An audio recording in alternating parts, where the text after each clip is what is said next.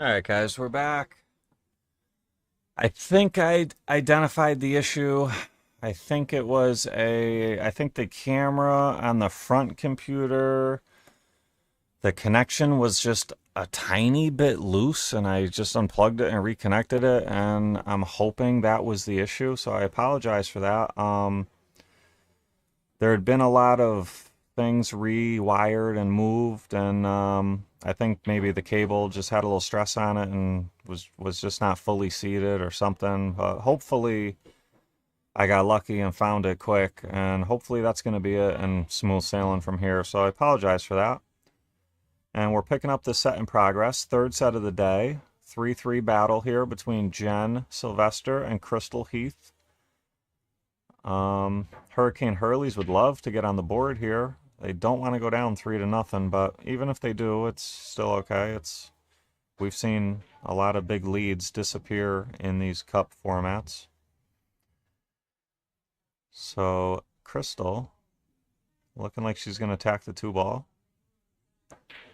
Great shot, nice stroke. Now she has the 7.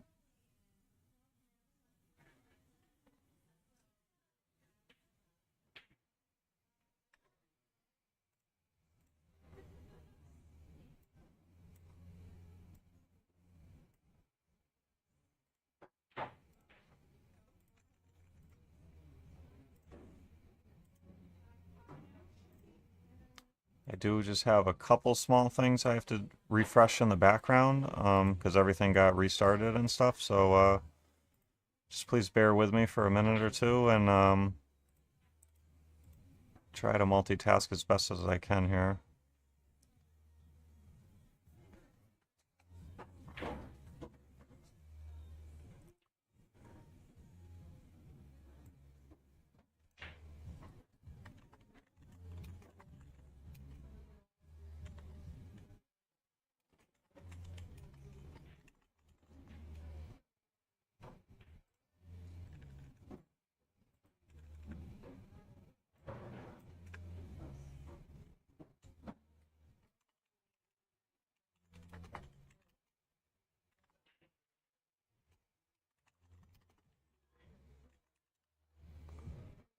Alrighty, so pretty caught up. All right, back to the action here. So Crystal, ball in hand, looking to run out and reach the hill first here. She would have liked a little bit of an angle to go from the 7 to the 8, but she'll. Oh, I'm sorry, I didn't see the 1 ball up there. Is that the 1 or the 9? That's the 1. I didn't see the 1 up there.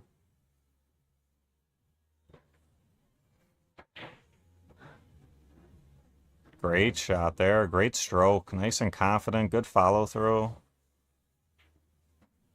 Now she's not out of the woods yet. This is a tester. Now she doesn't really have to worry about a scratch. There is one in the top right corner, but it's pretty much just focus on pocketing the 8. And she put a great stroke on that ball. And Crystal to the hill, 4-3. Trying to put Testas Typhoons up with a commanding 3-0 lead. But it's not over yet. Still has to win another rack.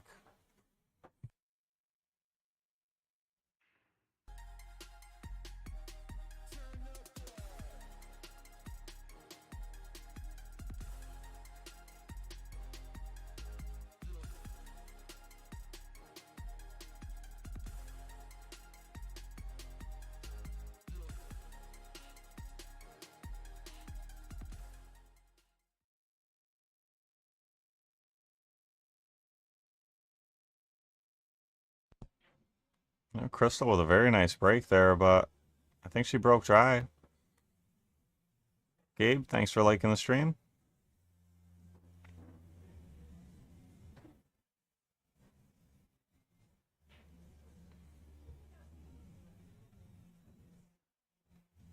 Yeah, so knock on wood. I think I found the problem that was causing that flashing black screen. So I think we're gonna be smooth sailing from here on out. So apologize for that, guys, but you know how it goes. Nothing ever runs perfect. There's always got to be something.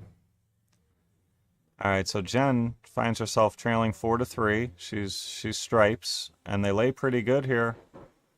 Now she's got the 11 or a back cut on the 15, but a little bit of danger. Oh, she's going with the 11. Try to drop down for the 15 next. Yep. All right, so she missed it, and I believe Crystal's gonna have an opening look at the 5.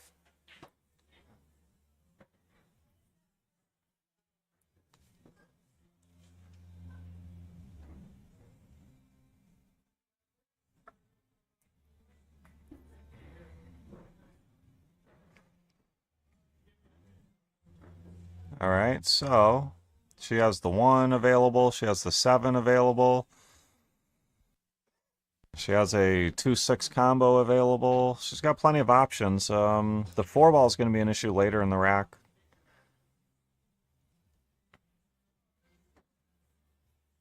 Good shot there. Now she's got the 3 or the 2-6. I would probably take the 2-6 right now. If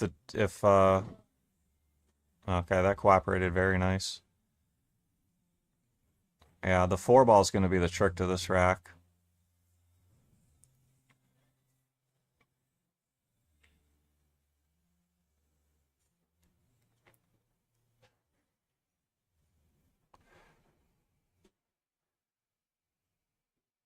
Uh-oh, uh-oh. Okay, she's all right. Now this is very tough. She might be able to draw straight back and end up with a look at the 4 in the bottom right, but very tough.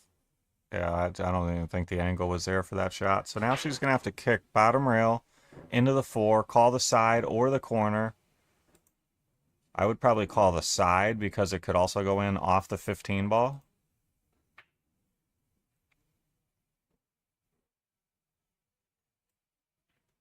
Made a good hit. Did her job there.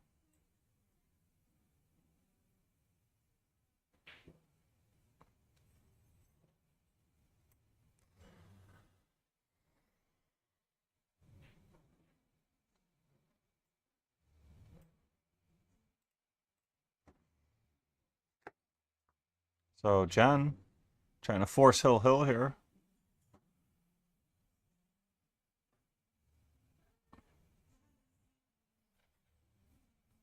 And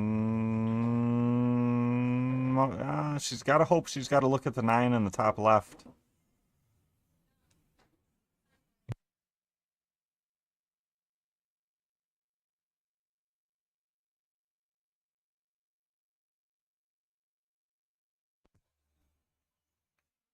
So she tried to cut that ball in, but as long as she, oh boy. Oh, as long as she didn't scratch, she was going to leave a very tough shot. And she, unfortunately for her, she scratched, and Crystal's going to have ball in hand with a great opportunity to close this set out and put her team on the to take the lead 3-0.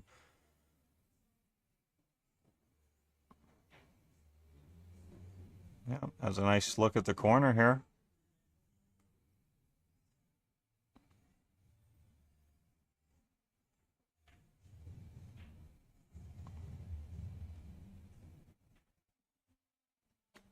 Can she get it done? Great shot. And that's going to put Testas Typhoons up 3-0 in sets here. And in our upcoming next match here, we're going to have for Testas Typhoons, we're going to have Farrah Kirk and Diana Perugino against for Hurricane Hurleys, Emily Smith and Renee Lafferty. We are going to take a brief little 10-minute break here. And we will be back with you shortly. Don't go anywhere.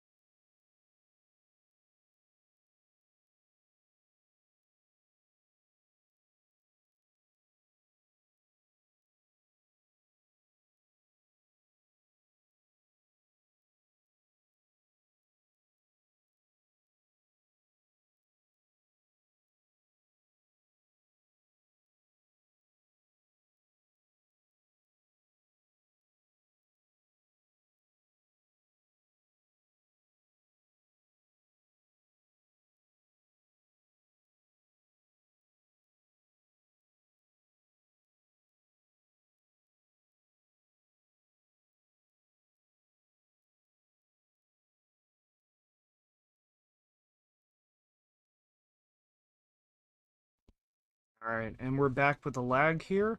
It is Farrah Kirk and Diane versus Emily Smith and Renee Lafferty. This match is going to be dedicated to a recent Rax player who unfortunately passed away, Mike Like. For those who did not know, he unfortunately passed for cancer this past week. Emily wins the lag. It's a big match for Hurricane Hurleys. They want to come back one against the Testas Typhoons.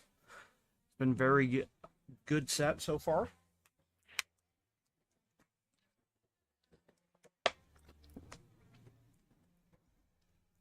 And Renee is going to give Emily the first break from their team.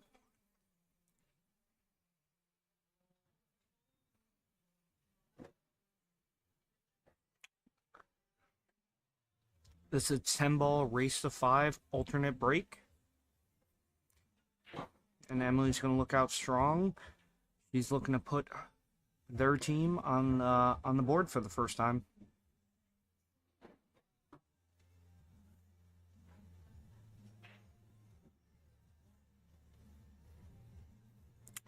It's a good break. Unfortunately, no friends. So I apologize. This is actually 8-ball doubles. So in this format, it is open after the break, even if you make one. So Farrah and Diane will come to the table. Let's see what they do. I do enjoy stripes or solids here. And Farrah's going to pluck the 6 right away. Their only real problems there is the 7. They're going to have to negotiate down to the 3-ball, find a way to kind of kick that out.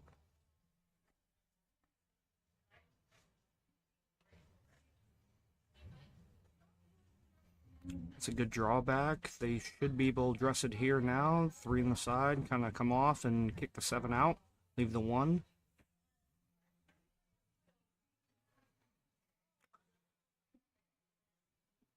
And now Renee comes to the table. Stripes are pretty wide open.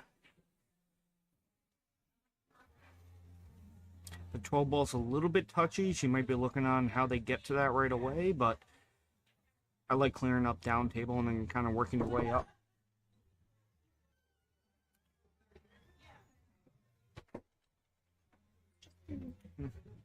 And Amanda is now joining in the booth. Hello, everyone.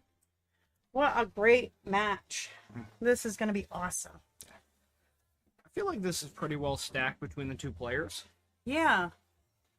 I feel like Farrah and Diane might be a little bit more balanced in the middle, where Emily and Renee might be a little more top to bottom heavy. I don't know. Both those players play really strong. Ooh. And I mean, it's 8-ball, and they're both phenomenal 8-ball players. And they're also on my team, so I mean, I'm totally rooting for them. Yes, unfortunately, Emily stuck her a little bit. I think Renee's going to have to be looking at this 13 back to the side. Yeah, she's going to bank this all day long.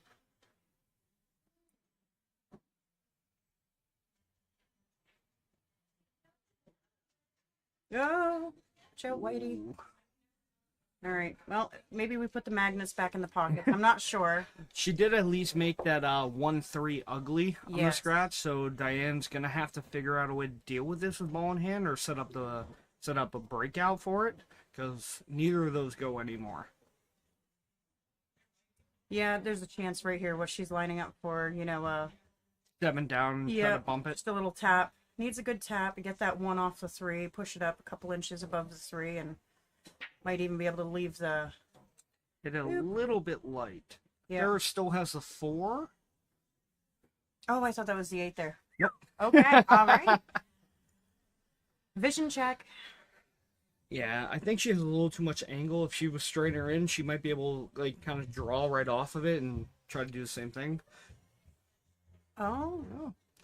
All right. Try to throw that 1 ball a little bit. Well, they solved their problems, and that's a good takeaway here. I like Emily shooting that 9 in the side from where she's at. Yeah, kind of bump the 10 a little bit through. If you don't move it, then you shoot the 10 in the corner. Yeah, I mean, I would just go for the controlled hit on the 10. She's going to push that 10 towards the corner, and she's either going to leave Renee that 13 or that 15 after. Ooh. Hit it a little bit thick, but she did tie up the one ball on top of it. Oh yeah, that pocket's hers. Yeah, so Diane's gonna pocket the 3 ball and kind of leave that 1 ball for later. Let's do it. Come down. Oh, good try. Rested a little bit. Yeah, it's tough when you're stretched out that much. Yeah. Too. I mean, I have the tendency, and I try to remind myself not to hold my breath when I stretch. Mm-hmm. So as soon as I know I'm about to stretch, I have to breathe.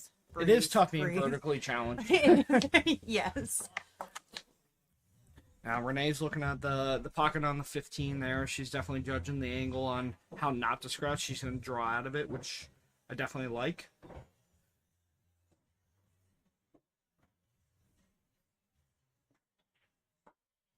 Very nice shot. Sits nice, so now she has that in the side afterwards. 12 is the only ball is a little bit touchy next to the 8 ball. You do have to get decent position for that one.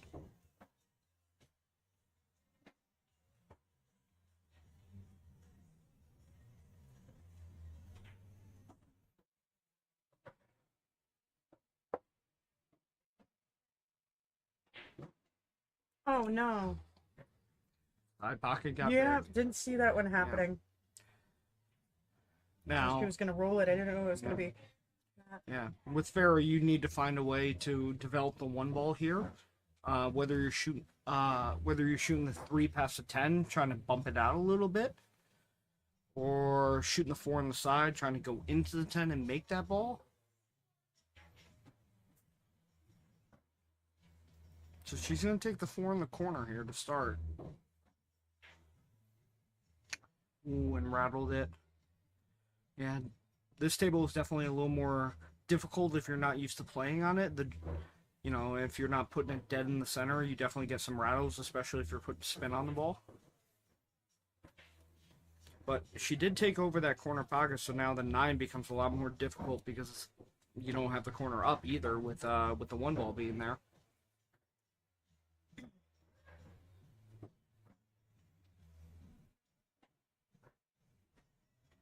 It's a great shot. Good ball. So I kind of almost like taking the 10 on this one. Taking the 10 and then trying to shoot the 13 in the corner past Yeah, the 2 I didn't and see the coming 4. back. I didn't see the 4 there either. Sorry, that's the problem. Okay, 13's a great option now. Yeah, I think she might try to stun it to the rail and come back into the 9 a little bit. Oh. Yeah, just overcooked it a little bit. Yeah. But she's going to get decent on this. That 4 ball is almost, for lack of a better term, bait right now. Yep. I like trying to do something with the 1 ball here, knowing that the 9 is I a would little try more the tied bank up. on this one, yeah. That's still okay. So as long as she left Ferris, yeah, she left Ferris some angle on the 2. She can try to come up into it a little bit.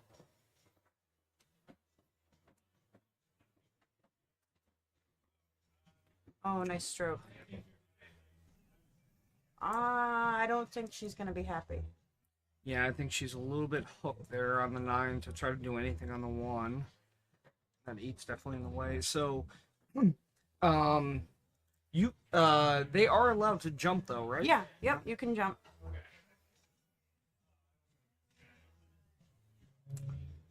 She tried a little cross there into the 3. See the roll she gets? Wow. That was a good one. She got a phenomenal roll. Yep. Think she can see the edge of the 13. Mm-hmm. But If not, I would, she can almost kick that 1 rail behind it. yeah.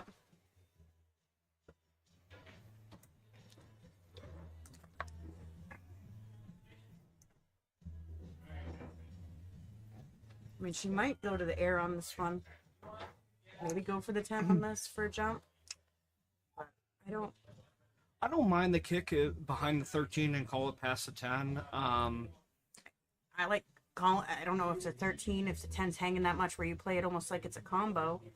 Yeah, call a ball on it, and yeah. or she's gonna go straight for the 10. That's what Emily's telling her. Just go for the 10.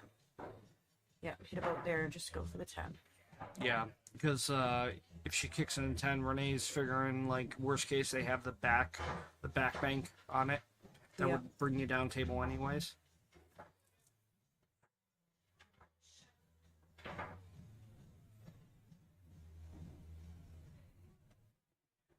What Great a shot. Oh, how do you do the replay button? Lance did teach me correctly. It was beautiful. Caught it thin enough, 2 rails around. Perfect. That was absolutely phenomenal shot. Oh, man. I loved Emily's intent there. Like, she thought she could catch it 1 rail, come right side of the 9, kind of kicked it out a little bit and let Renee shoot the 9 naturally in the left corner.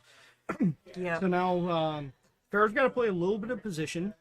Like, you got to give yourself a little bit of angle here. Getting in this 9 ball. She's going to give her that little back and forth shot. Oh, right behind the 8. I made my shot. That's probably what she's saying.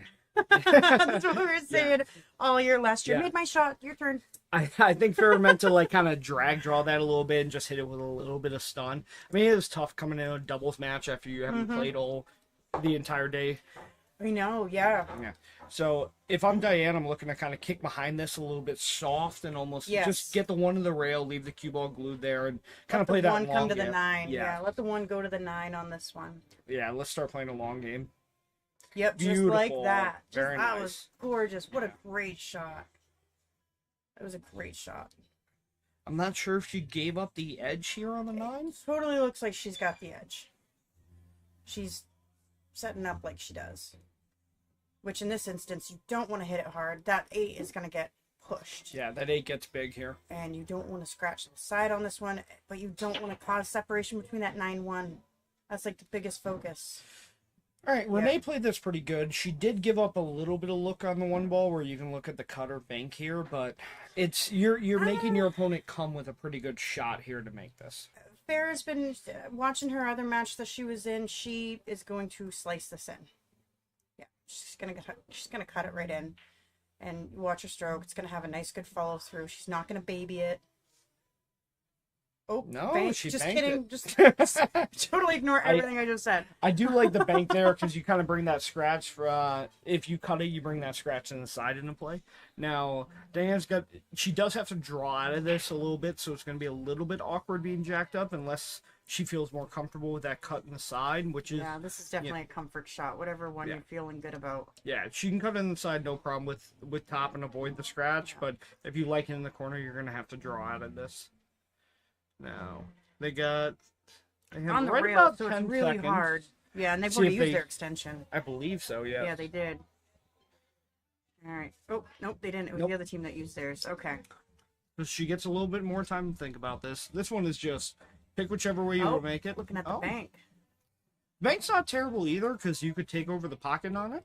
Yeah, you can end up leaving that cue ball up on the side rail, the long rail. But she's playing it with some draw. Wow, nice shot. That was gorgeous. Great ball. Well, there's the captain. The captain comes right over. She paid attention to this one. And Farrah and Diane take a nice 1-0 lead. Lance has done a fantastic job getting this up and running.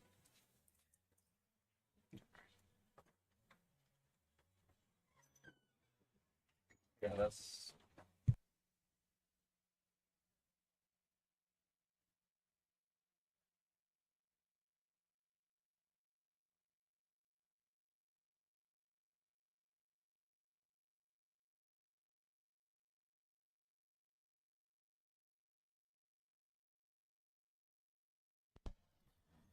All right, there's one of my favorite people right there, Roseanne. That's Erica's mom.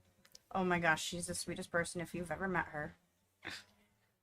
All right, so it was a scratch on the break, and in this format for 8-ball, you do get ball in hand anywhere, which is different than APA, which... I didn't know that. Yeah, I feel like that's a great 8-ball rule, because how many times has somebody scratched on the break, you got to take it behind the line and get forced into something you don't want to shoot. Right. So... Solids, both of them definitely have some issues on it. Yeah, if you take stripes, you got to deal with that 12 and the 5. The 2-3 is a little bit tricky. Looks like they're gonna go with stripes here. She might try to bump everything out here. Yeah. Kind of develop the Turn into that 15. 8 or that 11. Yeah. Uh-oh. Eek. Oof. Hang on, man. All right, so the 2, 5, 12, and 15 definitely got a little bit more interesting there. Yeah. So Renee definitely has, I believe that's what's that, 13. the 14 up in the corner. Oh, that must be... No, because the 14's here. Yeah. That's the 10. Yeah, that's the 12 up there in 12. the corner. Yeah. Yeah, so 'Cause that's the 10 there. it's gonna come high left, kind of come around a little bit. Nice. Yep. And Yeah. develop the 13 very well for her. Yeah. And what do you do after this, though? Because, like, that 11 is squirrely, that 10, 14 is... I think Emily was just looking to see if the 11 went by the pile, because if it does, you have a very nice shot for top to run into it. Unfortunately, kind of hooked her a little bit. Oh, they got the 9 there to shoot at. She's like, I made my shot. You're welcome. Yeah. So she's looking at the bank on the 9. I also don't hate kind of playing that 12 like almost off the 5 towards the corner and just kind of break the pile a little bit, but she might try to bank the 9 down here. Just like that. Yeah. I like that. I like that. The 14 still goes, the 9 goes, the 10's an issue, but at least you're hogging the pocket now. Yeah, she did develop that 2-5 a little bit, but they are going to have to shoot a combo to get that. And that 7's not pretty for them either. So they're going to have to figure out a way to do that. So Diane's going to be looking at shooting a 3 ball here, getting that out of the way. Oh. All right. Now they both got combos down there. Well, yeah, it does look like that kind of wired the 9 a little bit for him, and if it did, she might be able to draw in the 2 ball and kind of pop out the 10 ball. Yeah, I would totally hit that right now. Oh no. Yep. She's gonna look back, listen to the stream, and realize that if she had played it with that draw, she could have let out that confident full stroke. And yeah, she definitely did leave that ball that Renee can slice this and break out the 8 ball, but I don't like doing that unless you have a plan to develop that 10 ball, because everything on solids goes right now. yeah, that 10 doesn't really bank either. I mean, it looks like it might go past that one. Yeah, you probably have to get pretty steep underneath. I'm like it. leaning in my chair trying to see if I can get a better angle to look at the table. All right, and Renee just called the extension, which I do like. Definitely a testy shot. She doesn't want to rush. Nice I like shot. that. I was gonna say if she could play it off the 3, she gets a lot more out of that. That was good. All She right. did also buy them time because she did not touch that 8 ball. So right now, if I'm Emily and Renee, I'm kind of looking at that path where how do I develop the 10 ball? Yeah.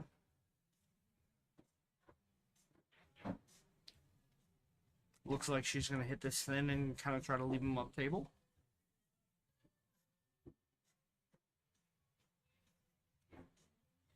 Okay. Works. Spurs gonna slice the 3 ball, try to come back up. That works. Yeah, I like that. Yeah. Here I actually like going up table a little bit. Yeah, take the 4, Yep, kind of take the stun it 4 over, now. shoot the 6 on the side, and then work down table. The 6 is going to get you natural. Try to shoot the 5. Yeah, I like that.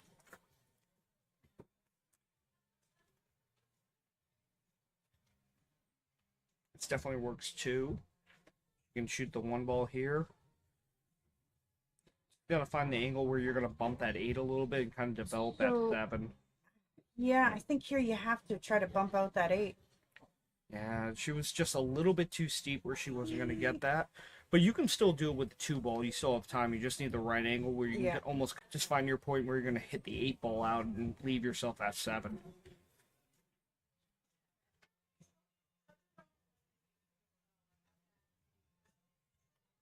I'll just avoid pushing this 4 into the rail. Okay, she got a decent rub. Yeah. Yep, that's good. Fair is really strong at these shots.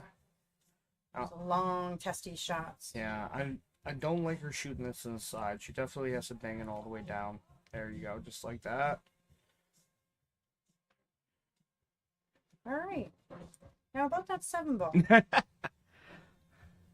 I mean, you can't really jack up on this. You're on the rail. No, you're going to have to float forward on this one, and just, honestly, at this point, depending on where you float forward, I almost like just playing the safe on the 7. Yeah. Like, if you get a decent enough angle, bank the 7 and just try to leave it, like, kind of tucked to the 8 or right behind it. Yep. But definitely just bear down, make this, give it a good forward roll. I don't know if I'd even want to make it. No?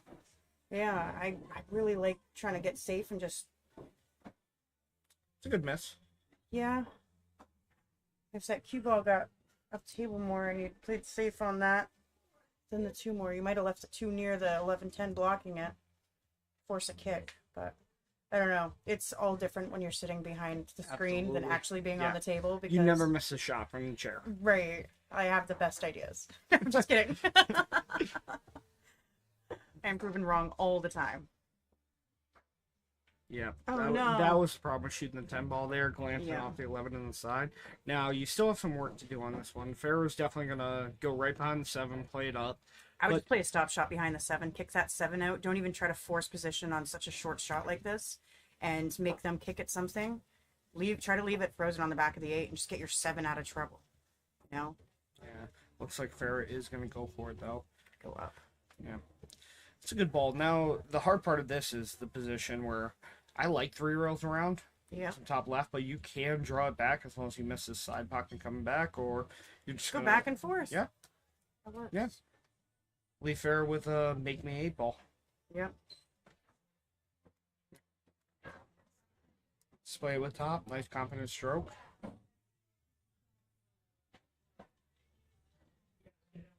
Uh-oh. Underhit it a little bit.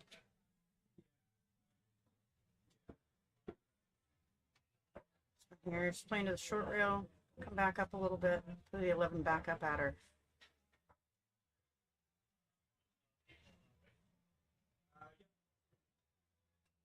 Uh-oh. Ooh. Biscuits. Yeah, look like one of those almost stun stop strokes you come up a little bit on. Yeah. And Diane should tap this in for a 1-1 tie. Or 2-0. Oh, 2-0. Yeah. Yeah. It's all good. It's all good. Wish it was 1-1 right now.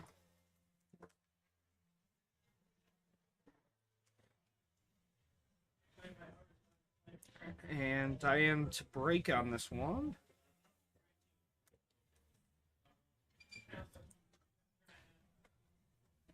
Now, Amanda, have you played a lot on diamonds? I have a diamond 9-foot at home. Nice. So it's really different, though, coming back to, like, a bar box like this. Last year for the Palmer Byrd, that was, like, my first time playing on bar box.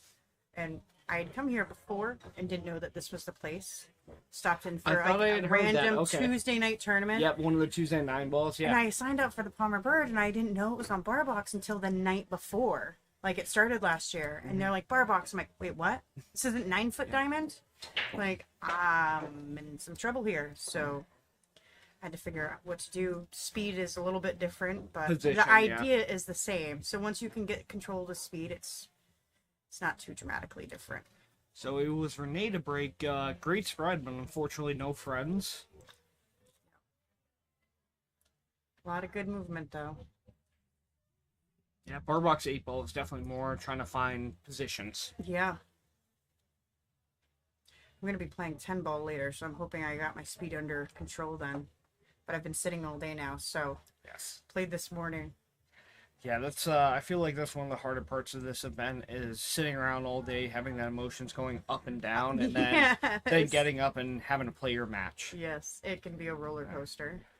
I mean, it's so hard because, like, no matter whose team you're on, you like, you're in love with all these girls, all these women. The support is there, you know. Yeah, And- I will say, like, watching like the Cooper Cup, Lisciotti Cup, I feel like in the Palmer Byrd, there's a lot more like camaraderie of it doesn't matter who's playing, you guys support each other all the way through.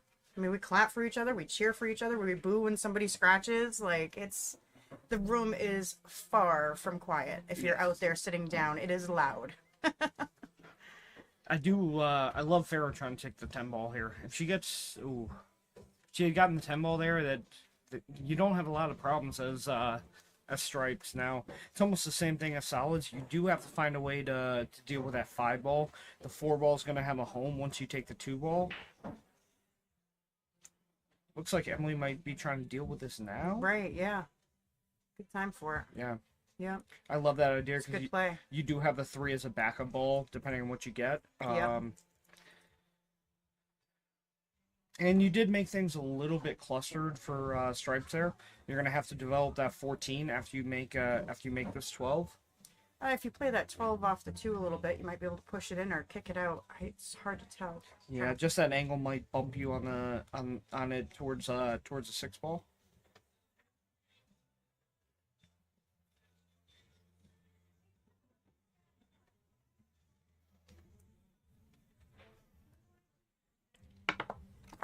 Like that 10 does go. She's gonna take that 12 first. Yeah, I do like taking the 12 and now doing what you were saying off the 2.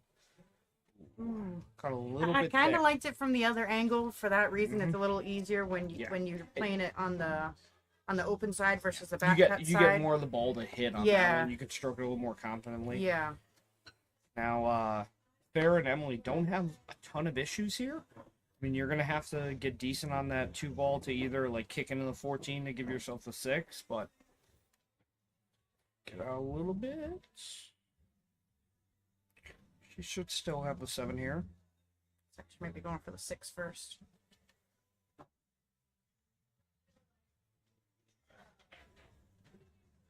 It's so hard. I want to mic the players up, but it's really a good thing that they're not mic'd up for this. Yeah. We talk too much and we cuss a lot.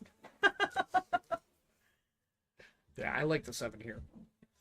Play with a little top, you might even get to the 6 from here. Absolutely. Just like that. Perfect. Float right in. Perfect, perfect. That was textbook. Now, the only catch is you did make that window a little bit tighter to get from the 2 to... I'm assuming they're leaving that for the They 8 got ball? 2 chances to get onto it. Either the 4 or the 3. Well, 3 chances, because you got the 6 you're going to use to try to get on it right now.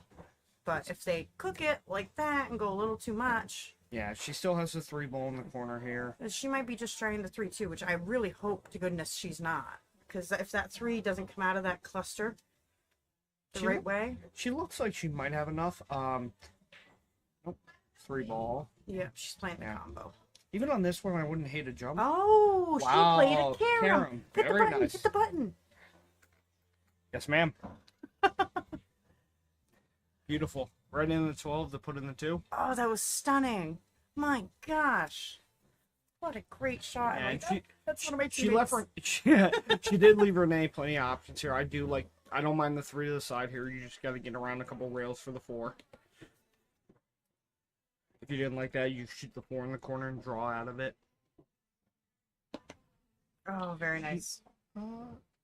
I think the 4 still goes in the side from here. I mean, Yeah. it's a tighter pocket with that. Yeah, 12 you could being definitely in the play a way. little bit thicker, and you don't have to worry about position too much with the 8. No, I mean, the 8 no, you just- realistically goes in 5 pockets. Yeah, here. you literally just need to put that 4 in. Find a spot. Be happy. Yeah, it looks Right. like Emily's She's laughing a got little one bit. eye closed right Yeah. now. She's like, this is tight. This Yeah, is... she's going this a little testy. Yeah.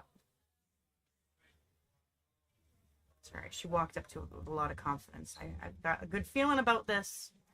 Oof. Biscuits. Yeah. Now it's a little tricky. Yeah, if I'm Farrah and Diane, I'm probably walking in this and playing safe. Just touch the 14, leave it behind the 8 ball. Yep. Yeah, take a ball in hand and Bail out. start working from there. Yes. Time to bail. Yep, Yeah. that's what she's going to look Yeah, at. if you can't get out, just don't make balls. Yeah, like a half ball hit. Just something to stop the ball and Yep. leave it right there. Perfect. Yeah. This isn't even one I like jumping at. Just kick it a long rail, trying Yeah. to come underneath. You don't want to hit the wrong side of the 4 where you might scratch and still give ball in hand. You want to just kind of putt this one to the rail. You want a good...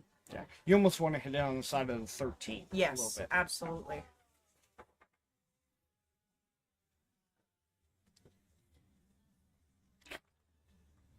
Yeah, you even have the 2 rails if you want it there. I mean, same 2 rails concept. might be safer. That way you kind of get rid of that scratch theory, you know? Ooh, I think she hit rail first. Yeah. Yeah. Okay. Got the 2 rails, just not the idea the way we were thinking. Yeah, about she caught the nipple almost to Yep. do it. But now you're making Diane and Farah run out. it. Yeah, that 12 is still a little tricky where it sits right now. I mean, she could solve that problem now. I mean, I think that's the 12. I think that's 12, yeah. She's almost looking at it. Almost looks like she's looking at stopping it and trying to shoot the 10 past it. Yeah, It's a little tight, but it definitely goes. definitely. And if you make that, the rest of the rack is there. Yep, I like that idea. Ooh, ran it. Oh, can it go past the 4? It didn't look like it went up past the 4. I think it does, but again, like, tight shot. I also don't mind leaving that to a little bit later, where if something goes bad, like, it is a good safety ball where you can play a 13 roll up and the 4's got no home. Yeah. Little stroke. Yeah. If you gotten a little bit above it, she could have run into it. Yeah. Here I don't. Next shot. Here I don't mind playing the safe because there's a lot to get up and down on this one. Yes. Just hit the 13, aim near the nipple, kind of roll that cue ball up a little bit. Yeah, you don't want to make it. You want to put this near the pocket without making it. For the safety call. I like that. How's the speed? Well, let's see the kick shot. Love the kick shot. Yeah, try to hit it full with top, even if you miss. Try to leave it stuck to the 4. Oh my goodness, she almost made it. Now just bear down, make the ball. Emily's just gonna play this with stop, a little bit of draw. Yeah. Like, Touch it with draw, that way you don't accidentally follow it forward. Mhm. That's what I would do. Because accidents happen and I'm prone to them. that I understand. Yeah. Yeah. This is one of just those testies of get down, tip below center, and make the ball. Yeah. Oh, she cut it in the side. Okay. This was the only touch of that. Okay, she got a good rub. Yeah. That was the only reason in like playing top. You do kind of bring that right rail into play where that 10 Absolutely. could get interesting, but Yep.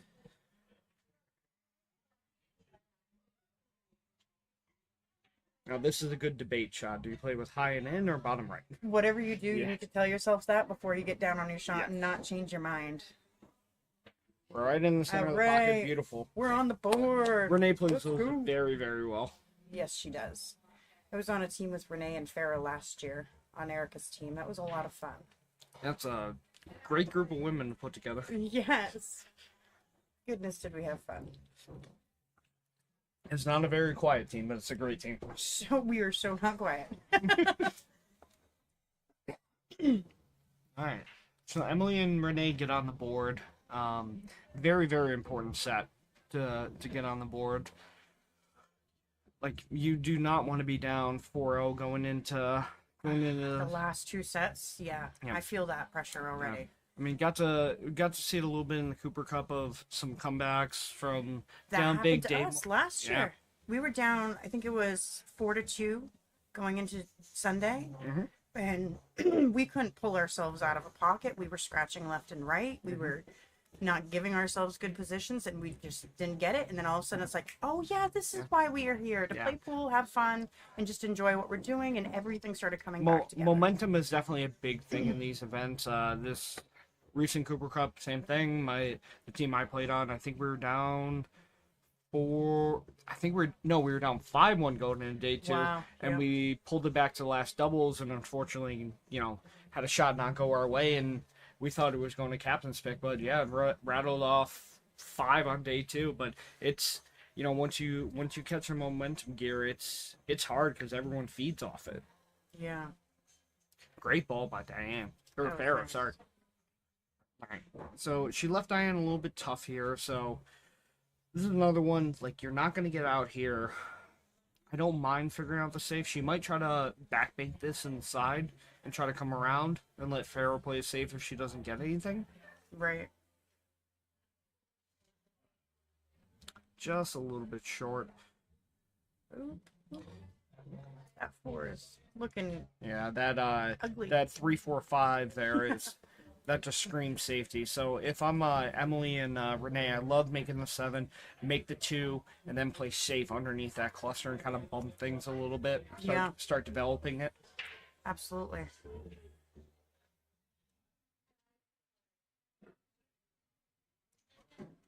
Yeah, that's what she's either gonna go for that safe or she's gonna go for that breakout right now. I feel My like fear on the breakout is if you hit that 8 instead of impacting with the 3 first. Or, so I think the angle Renee has here, she might play with a little bit of bottom left. The only catch, too, is if you catch a 2 full, you might kick the 3 out and almost stick right behind the 5. Or shoot a different ball. That And was play safe there. Yep, Okay. smart play. Let them mess with the breakout. And look at that. Look where she stuck them. That was beautiful. Yeah, Farrah might be able to catch an edge, but I don't think it gives you much. Oh. You're almost trickling towards the 8. Oh, wow. Wow. Actually, she had it right in. Right? That was pretty. Telling you, she brought a rifle today. She's not messing around. She was rifling in shots like that earlier. It was Farrah has amazing. played very, very well during the Palmer Byrd events. Last year, she was MVP in both. Yep. She was MVP. Yep. Yeah, she definitely showed. I've been fortunate enough to. She gave me my first APA loss. Like, I've been around Farrah for a long time. Yeah, she's my pool mom, but she always shows up when it matters. Yeah. And it's something to be said for these events, and everyone always takes notice when you want to play under the pressure.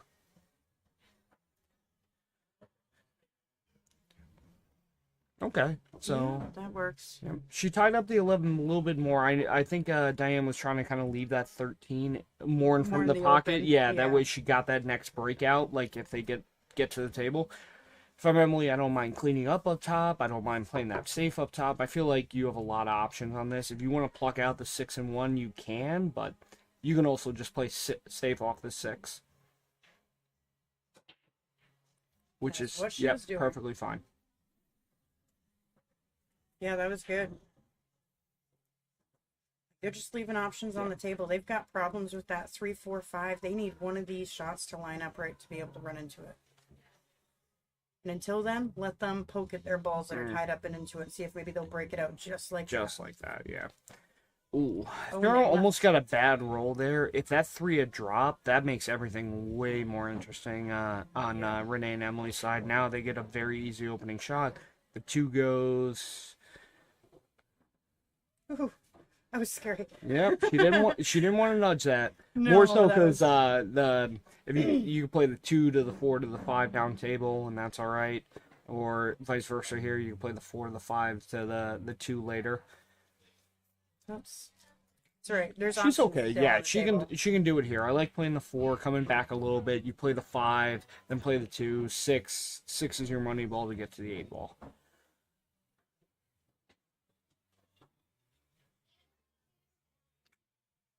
Well, the good news is she didn't really leave a shot. Like, if you're going to miss, this is how you want to miss. Exactly. Yeah, and that was why it was intelligent to play with stop. Like, yeah, you're giving your partner a little more challenging on the rail, roll it to the corner to develop the 2, but you're not selling anything out. Right. It was a perfect 2-way. Really.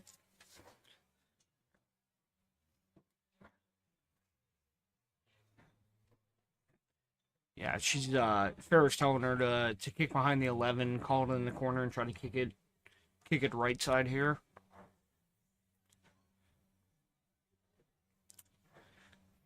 Still not bad. No, not bad. Yeah, there was a lot of good things that come from the kick. Even if she hit it a little bit thinner and almost made it, you could take over the pocket. Yeah. I like shooting this up table if I'm Emily. The only scary part of cutting the 2 in the corner is coming right off the 13 and scratching. Absolutely. And now you got to worry about getting in position on the 5.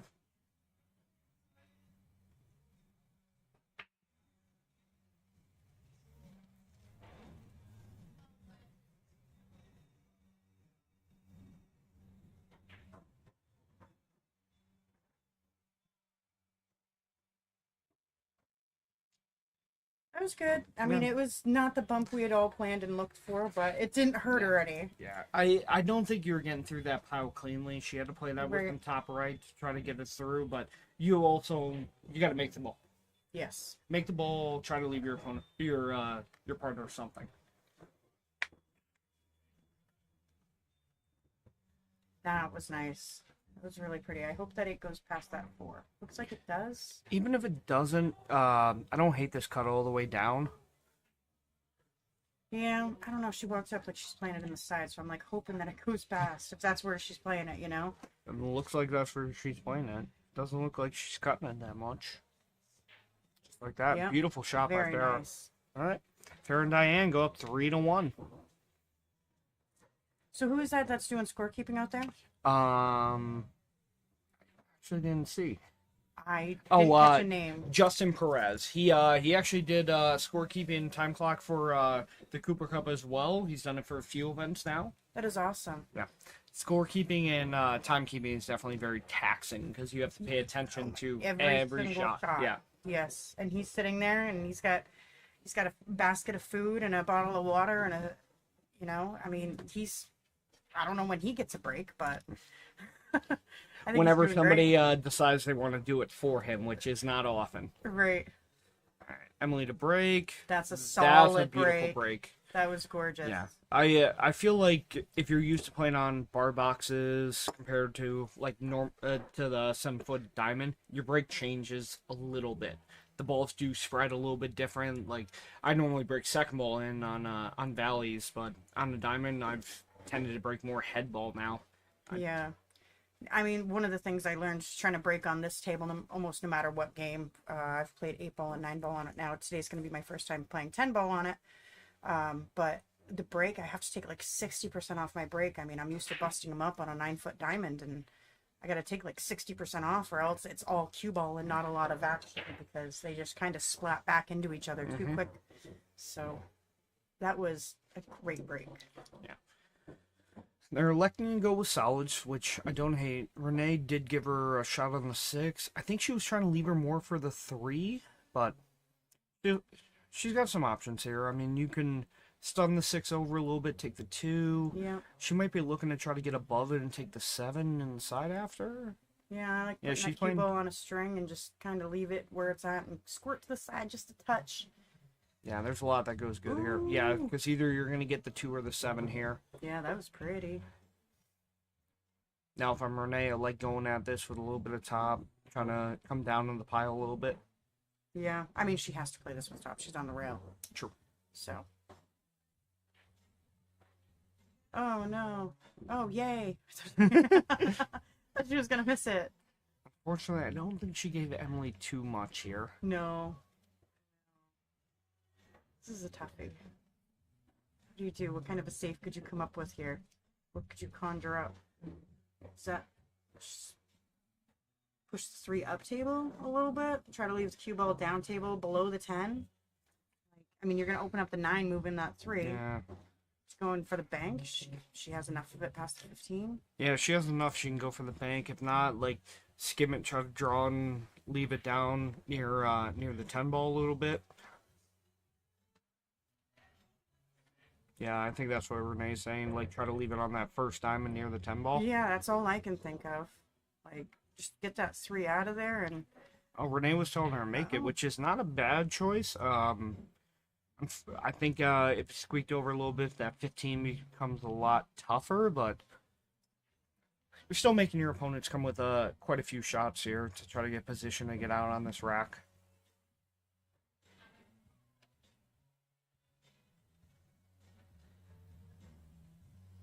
That was good speed. Wow, nice right pocket there. speed.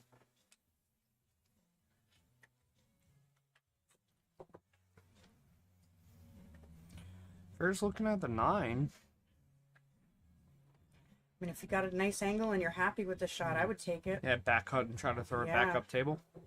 Absolutely, that was perfect. Just like that. So pretty. I'm telling you, when she has when those shots matter, and you can see the confidence like fuming from her, and her approach to the table is just really different, and she drains them. Now Diane's queuing for a little bit of draw, which I love, kind of bringing over the rail a little bit. I like that. She didn't try to hit that hard because she didn't have to draw it to like actually pull it back too much. And she maintained that speed on that shot. And Farrah's going to back cut this, try to go a couple rails around, and then 8-ball comes to his back right corner. Ooh, she over pumped it a little bit. That's I see a lot of people do that of like worried about running 3 rails, but you just got to embrace, okay, I'm hitting it so thin. So thin it's gonna run. Go. Yeah. Now, if I'm Renee, I like looking for the safe unless that 3 passes the 4. If not, like bank the 2, try to put it back underneath like that 8-4 area. Definitely. She's probably looking at the bank in her mind already. But if that 3 goes, you shoot it and you try to get out here. I don't believe it passes a 4, but it's tough to see that angle. Well, it must. She's queuing down on it. Oh, just going for the safe, break it out, and leave distance. It's not bad. They're leaving a thin cut, and they're actually... There's no bank on it. No. Like, you have to cut this thin or try to, play putt-putt, get it near the pocket. And, I mean, what kind of save can you play here? This is a make-or-break shot. Yeah, and also the angle's going to bring you into 3-4. That can get a little weird, so... I think the way Renee was looking at it, I think she was hoping they were going to be on top of the 8-ball to make it even more difficult. All right, legal hit, but they're definitely going to give up a shot here. If I'm Emily, I cut the 2-ball, try to come back and forth. You're going to leave either the 3 or the 4. Yeah. Because I don't believe she can see the 4 here. If she can, that's definitely the right ball. Oh, she can. Oh, I'm happy she can see that 4. Yeah, that makes this run out a lot easier if she can. Because then you get 3 on the side, 2. Oh, pop, pop, pop, pop, pop. Oh. Oh, wow. All right. So we have Farah to shoot now and kicking at this shot. Yep. Kicking 1 rail should be around the 2nd diamond right into it. Oh, no. All around the world. Okay.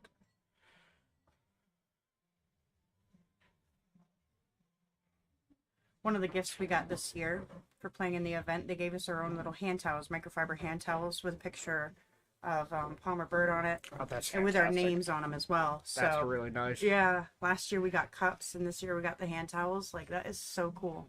Yeah. They make this event a huge deal.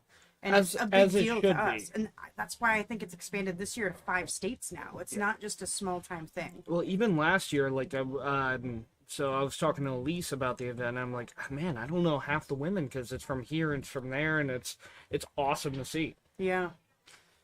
All right. So I don't mind what Renee's doing here. Oh, I mind that, though. The time was expiring. They had already used their timeout, and they kind of one-pumped it. Yeah, I see that. 2 seconds left, so she didn't want to waste a time on a pre-stroke. Just shoot. Yeah, I like the idea of shoot the 2. Like, I think it was maybe a little bit too much angle where you could just float it down, 3 on the side, 4, but you still didn't sell anything out here. Or maybe. Beautiful that bag. Was replay. Hit the replay. That was a... I did. Gosh, Diana did an awesome job. Yeah, she hammered that. Oh, wow. Beautiful job, Diana. And phenomenal shot. She left great position for Farah. Yeah, she did. That's how you do it, ladies. That is how you do it. Who drills the 8-ball. Wow. And Farah and Diane come to a commanding 4-1 lead. Now, it's a tough lead to come back from an alternate break, especially an 8-ball, but, you just gotta keep your head about you on this one and keep playing your safe. Like, if you can get out, get out. Yep. Bail out when you're supposed to and run out when you can. The shot clock seems so long when you think about 40 seconds on a shot, like you saw with Renee there, but oh no, ooh, that's her giving up the break. When you're actually getting down shooting and you start talking with your partner, 40 seconds go by like it's nothing. Well, I think you only give up the break if you make contact. Yes, or scratch. Yeah. Okay. Yeah, if you make a foul, if you hit the rack and foul. Yes. Yeah, that shot clock. I mean, I told the girls, I'm like, there's so many new faces. Like, you need to hear the shot clock because don't let it scare you because there's a beep at 10 seconds. Mm-hmm. I mean, most of us are fast shooters. There's not really any slow shooters here. Beautiful break by Farah, but that is an unfortunate scratch, especially when you spread the table like this. Yeah. 60 seconds after the break to think about it. Mm-hmm. Talk about what you can do, what you can get out of, and what you can push. I mean, you got a minute. Yeah. Now's the time to problem solve and think out loud. Yeah, both balls have a little bit of problems. I like what she was lining up for, though. I mean, that 11 was good because then you got that 14-13 down here in that corner once you get the 9 out of the way. Mm-hmm. It looks like she's going to get that 14 out now. Oh, go no, for the 7. I don't hate the 7 either. The only ball you really have to deal with, she overran a smidge.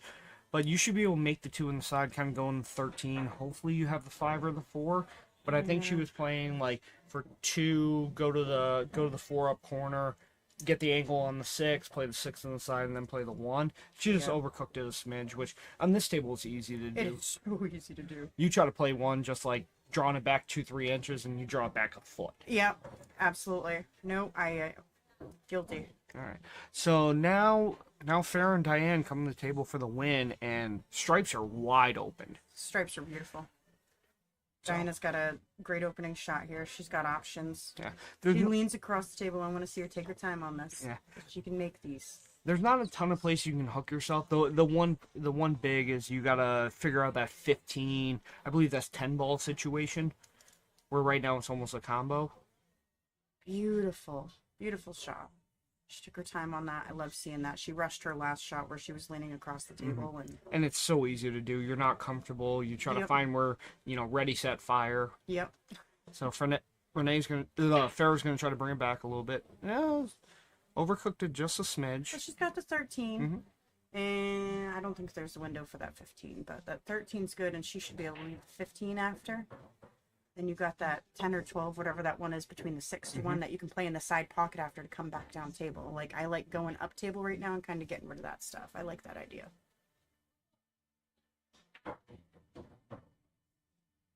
Ooh. A little She quick on it. muscled that one a little bit. Yeah. But she didn't sell anything out. Again, that is a diamond table for you if you're not used to playing on it. Those ones you try to pump in, Yeah. unless you're in the center of the pocket, you're always gonna rattle them out, and that just comes from not playing on the table as much. Right. But she got away with a miss there, and now Renee's got to get a little bit creative. She might be trying to cut the 5 in the top right, like kind of take over that pocket off the 15. Does 5 go past the 2? She's playing the 5 into the 2. I think she just pointed and called the 2. Oh, she's playing a carom. I like that idea. Yeah. Yep. Good idea. There's a lot of value on that shot where you're freeing up a lot of your balls. If it goes, great. If not, again, you're making your opponents try to run the table. Yeah. What do they call that one with the furniture? Rearranging the furniture? Yes. So the 13 must not go past the 6. Otherwise, I would have expected Farrah to shoot it right there. Absolutely. So immediate. Ooh, okay. Okay, well, she missed, but did she really? I mean, she left her the 4. Like, which 4 ball are you going to shoot at here? Yeah, the 4 ball is definitely not terrible here, where she can kind of play with pocket speed. You should have the 5 or the afterwards. 6. Yeah. And I mean, if she wants to let a stroke out, you can still move around a little bit, but yeah, I'd stay up there for the 5 or the 6. Yeah. Especially if the 13 doesn't go. Wow, great roll for Emily as well. Yeah, if the 5's not going there, or the 13's not going, I don't like letting the stroke out. Okay. Well, Diane definitely has a pocket for this ball. What a nice Nice shot. shot. That was great speed on that. She got Farrah off the rail, shooting at this next shot. I'm curious if that 13, how much of it can get by, because it looks like it does go by to me. Yeah, It must not. I do like trying to throw this in, and if you don't make it, you take over the pocket, just because you can make the 11 and the 12 and you don't have a lot. Right. All right, Yeah, so she that's is going to go for it. Yeah. She's I like hitting trying the for this. stick. Yeah, I was going to Oh, say, she's she's going trying for to the bank bank. it. Wow. Dang. Oh, Wow, look. Pocket great. hog. Great roll. Yeah. Now, I think all Renee really has here is the 2. Yeah, the 2. Unless she wants to get airborne. I mean, if she wanted to get airborne, the jump at the 4 is not bad. But That's a distance shot, though, so anything can happen. Putting a little spin on that is so easy. yeah, try the cut all the way down on the 2. Oh. Man, it's a hot box in here. Yeah, unfortunately, just perfect for her. Oh, I got the fan going right at me. I know, no, I keep leaning forward and trying my hands. So, all right. So, okay. Looks like Diane's gonna start with the 11. I don't mind. Yeah, I like starting with 13 and bringing it back a little bit, or Yeah. going forward. Like, I mean, Ooh, wiggle, wiggle. I feel like this is a lot of personal preference. You just Definitely. It was a comfort shot. yeah, That one there. There was 3 options. Pick whatever one you're comfortable with. You're going to get yourself an option no matter what. That Yeah. was a total comfort yeah. shot. Make sure your partner sees the next ball. Because Farrah can just draw off this now. I think with the angle, she might have to leave her a little bit of distance, but yeah, that was a problem. If you try to get too cute on that one, it goes right in the pile. I like just almost like stunning it right there and go, hey, it's what you left me, shoot the full table shot. Right. So, but if Diane can make a hit here, it can definitely get interesting.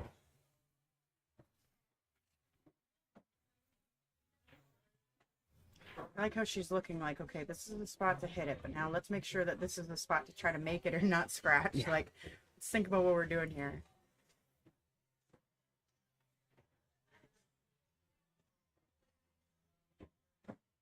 Wow.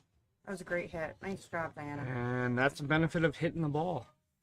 Like, she might have the 6. I'm still tipping in my chair, seeing, hoping one of these times I can see it better. If she doesn't have the 6, I think she might have the angle where she can kind of graze the 2 ball and play a little bit of safe there, but she's stepping up to this like she can make this.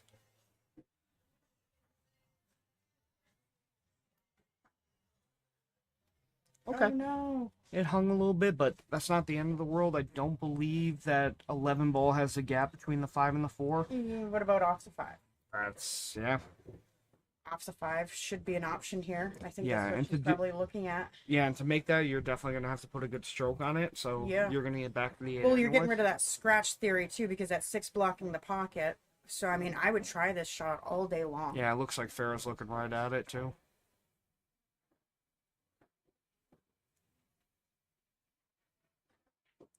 Wrong side of it, but the theory was right. They saw Yes. it, they tried it. That's, 100%. yeah, that was the right choice. All right, now Renee and Emily, this is definitely a rack they should and need to clean up. Like they gotta finish this out to stay in this race. I like that. Now take one of them in the side, like the 1 ball, the 2 ball, whichever one you can make. Everything's got a pocket. Just keep leaving the next ball. And the 8's almost right on the spot, so you don't have to worry about getting to it too much. And the 11's not in the best spot in the world for your opponents.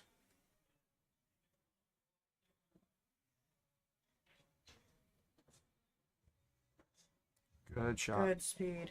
That was great speed. Now Emily's got a choice, 2 of the 5 here. Yep.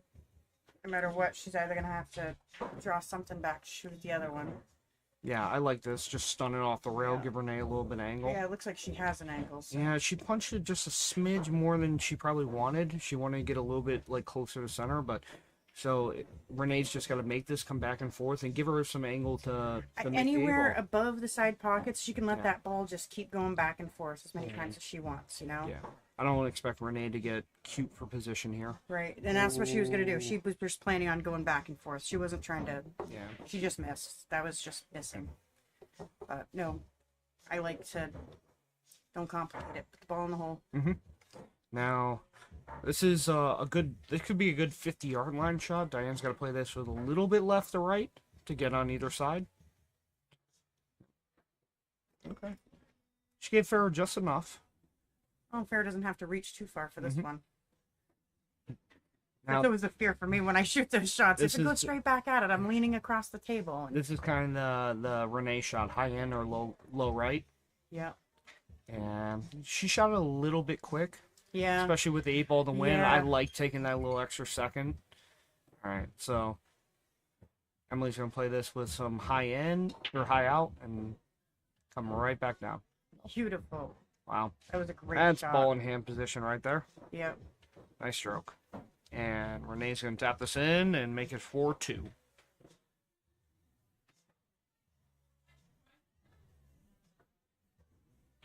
Beautiful. Very nice, lady. Okay. Now I believe it's Renee and Emily's break.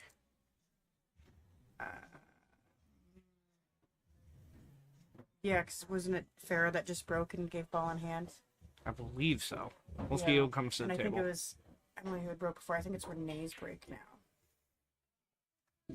Yep. You are correct. I do remember things on occasion. Not often, though. I don't bank on it. It'd be great to see him come with the break and run here. Oh, and I'd just- love that. That would be awesome. I think that's what Renee's telling her. Like, it's time. Let's go. Yeah. Come on.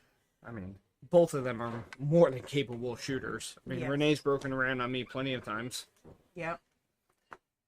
It's just, Emily's done it on me, too. Her and I have gambled a lot back in the day when we lived closer. Beautiful. Good spread. Oh, that one popped out of the pocket. It was Nope, hidden. she got a stripe on that she one. did get a ball. Yeah. Okay, great. And which is fine too, because I like stripes. I here. like stripes. Yeah, I'm the down for 13 has stripes. a home. Like the 14 should be the one you develop the 11 with. Like everything's there. Yeah. You just got to get some good position. Yeah. This rack has potential. It's a great start. Yep. I like it. One ball at a time, baby. I like almost the same shot and just bring it back, and here you try to get the 11. If you don't get your angle, you can shoot the 14. Okay, so they're going to settle for the 14 here. Off topic, but did you hear talking about that? Mentioned it out there. Welcome to America.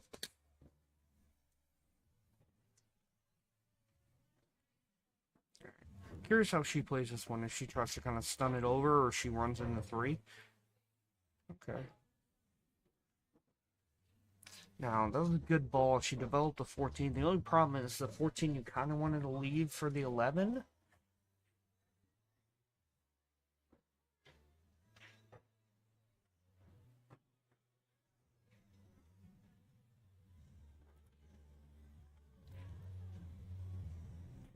Yeah.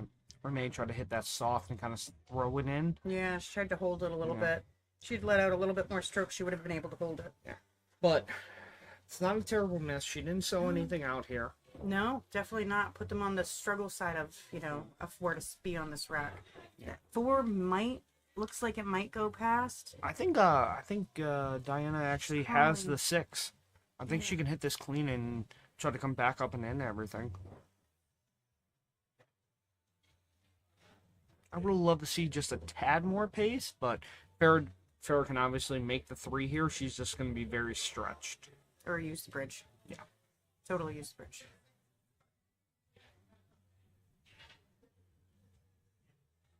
Yeah, I'm just saying. Yeah, S-H-I-T. she's just saying I hate the bridge. Yeah, as I have been told by her plenty of times. And this is also an awkward bridge because you're bridging over 3 balls. Mm-hmm. Oh, bumped it. You want it back? Yeah. Well, there is a bar box rule, which I believe is gonna apply to he. I don't think he saw that. Yeah, because there is a bar box rule of if you move a ball in the middle of your stroke, Right. it is ball in hand. Yes. I'm not sure which event that applies into, but.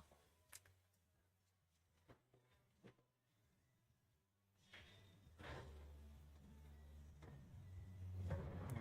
Still more traffic to navigate. She's got to. She can't make the 2. What's Diane thinking here? Wow, she called that. It's a Spanked the phenomenal 5. ball. Wow. Yeah. Very nice. Just like it had eyes. My goodness. Yeah, she's been training those banks. She banks extremely well. Wow. Yeah. And now I don't mind taking the 1 here. You have your run out. It's on you if you don't get out. So Farrah's going to leave her bridge in the pocket a little bit. So you're going to shoot the 4 ball here, and you got to come. I think there's a little bit of back and forth. Yeah. Like, you want to take the 7 ball after. And if anything, you just want to punch this with a little bit of center. You don't want to put any follow on this. No, and get up towards the Right. left corner. Try to hold it. Yeah. It's tough. Yeah. That was a tough shot. She to might hold. have- She came She close. might have had the angle for the 2 ball there. Yeah. All right. I like seeing Emily and Renee getting out here. Yes. Shoot the hanger in the corner. If I leave you here, is that enough for that? Can you do that? Yeah. Great. So I also don't mind taking the hanger here, just playing with a little bit of like stun right and just I think leaving the your person hanger your will first be shot. their bailout if we don't nail the If you position don't get here. it, yeah. Like she That was a hit that. great stroke. Yeah, she Very hit that nice. so nice. So Yeah. if Renee's not in love with the shot, she can take the hanger Yeah. and try to leave it better. But I would If I'm totally her be partner, trying to I'm kick telling this. you whether you're in love with her or not, you're shooting this ball. right. It's the right shot to shoot Yeah. right now. Yeah, she should be able to like come out of this with a little bit of right, spin past the pile, and just leave her a very comfortable That's shot. when I don't want to hit too soft, just No. because you're gonna run into that 7. Oh, or not run into the 7. and- Yeah. I think Renee was trying to play it where she spun past everything and just gave Emily the Yeah. like a little bit of drag draw coming back, Yeah. which she almost has now. I think if you can hit this full with a little bit of bottom right, you can kind of bring it near like the second, maybe third diamond short of the side and shoot it in the corner. Absolutely. But if she doesn't like that, she can also take the extra rail. You just bring the side pocket scratch into play. She's got options here. I think this is a big shot of just, hey, let me make sure you can see the 8-ball on a makeable shot. You don't have to do anything fancy, and it's on you. She called her extension, so they're going to talk about this. Like, if I leave you here, is it going to be okay? Like, this is what I see. Now Renee's going to say, like, listen, I think you could shoot it this way. And, you know, she's looking at, like, this is how I'm going to end up coming off the rail. Yeah, she's looking if she hits it too thin where it's going to come off. And I think she talked about, hey, if I punch it with high inside, which I hope she doesn't do, because I think that four would totally come into play. Yeah. Absolutely. I like just kind of trying to do a Z going back and forth on the rails, trying to get near that other side pocket. She drew it beautifully. Yeah, that's my shot on that one. Yeah, that's the shot you had talked about. Yeah, and if you're not comfortable, I like that zigzag, just going back and forth. But knowing Renee kind of likes these shots with high inside as well, like this is a very comfortable ball pocket for her. She just got to get down and make it.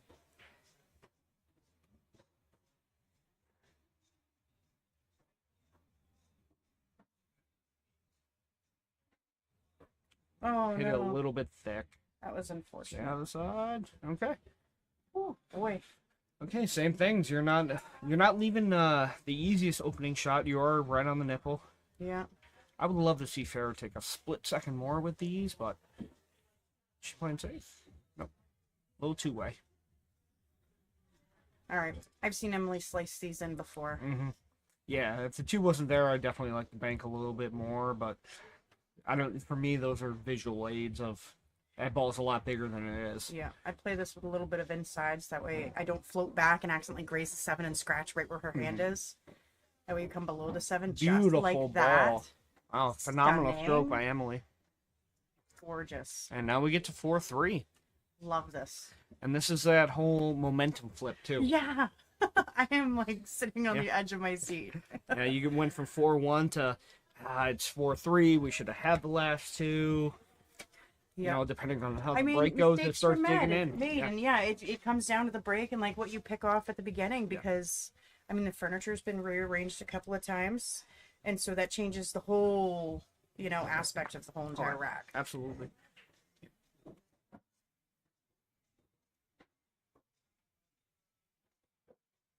This is definitely the key rack, because if Farrah and Diana can hold, they obviously win.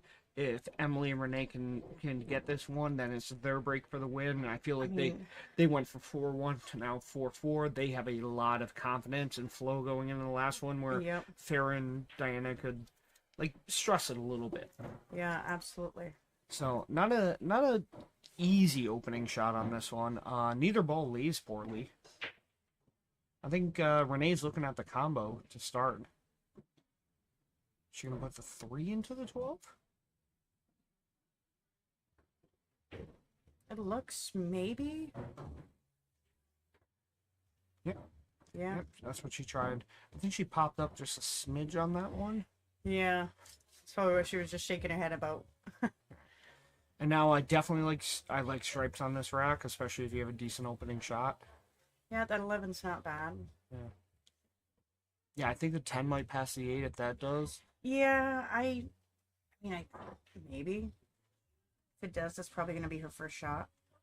Yeah, just with the way the 12's sitting. Oh, okay. Yeah, okay. That's the only reason I didn't like that shot is for how much Farrah was stretched. But you still did not sell out a great opening shot. No, I was just going to say, this is the third chance at trying to take something, put your name on, whatever you're shooting at. And, I mean, there's not a lot of great options. She definitely has the 11 on the side, but I don't think she has enough angle where she's going to come off the rail and, develop something on the left side of the table. I think she could. So if she played it here, it's going to come back here. You can come back here and you can have that 15-13 there in the other corner. And for those who can't see Amanda's drawing, they were left side of the 11 ball. Yeah. Oh, look, she made the 11. No. Okay. Well, somebody's going to pick something now. It's going to happen. I know, he was drawing on the screen over here. Yeah, he can do it with the mouse. Oh, with the mouse. Yeah, and Lance told me not to worry about that one. Okay. Wow, we're sitting with combos. Oh, no, it went right through. Right. Wow, I thought that was way too tight. All right, She got some good eyes. You're definitely in business now. Now, you got to get good on the 10 ball. The 10 ball looks like if it doesn't pass the 8 in the corner, it only goes in the side or up table. Yeah.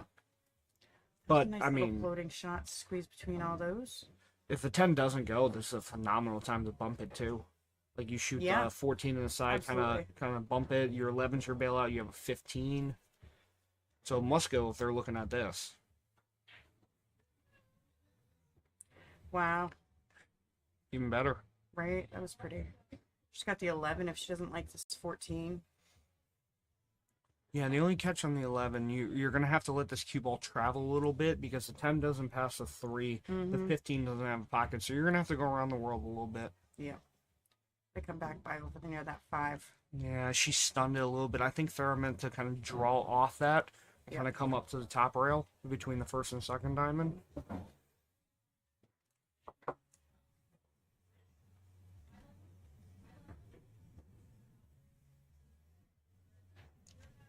That was a nice attempt. Yep, and they tied up that 3 ball very well. Yeah.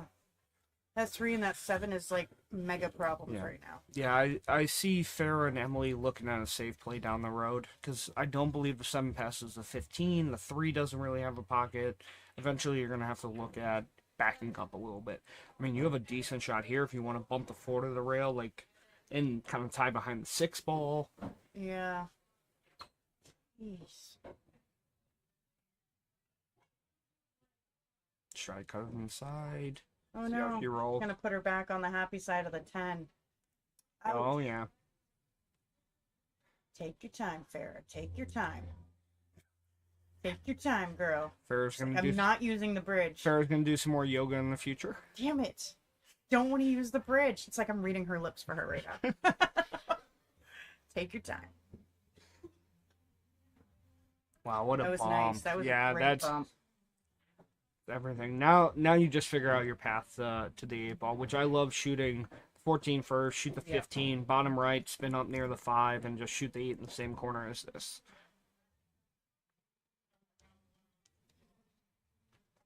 Yeah, she's showing her the 8 in the side. Like, I like that shot right there. 8 in the side. Can you leave me that? Sure can. Mm-hmm. Roger Dodger, over and out. All right, and for the set. Beautifully done. And Farrah and Diana take another set for Testas Typhoons. And the next one is 10-ball singles, which will be Leah Corrigan versus Amanda Sosi, your commentator. Susie. Yeah. I apologize. That's okay. And again, this set was dedicated to Mike Like, and we're reaching out to his friends and family, wishing the best. We also have fundraisers going on here at Racks. And Lance Lisciotti will be back for the next set to give you guys commentary. We'll be right back.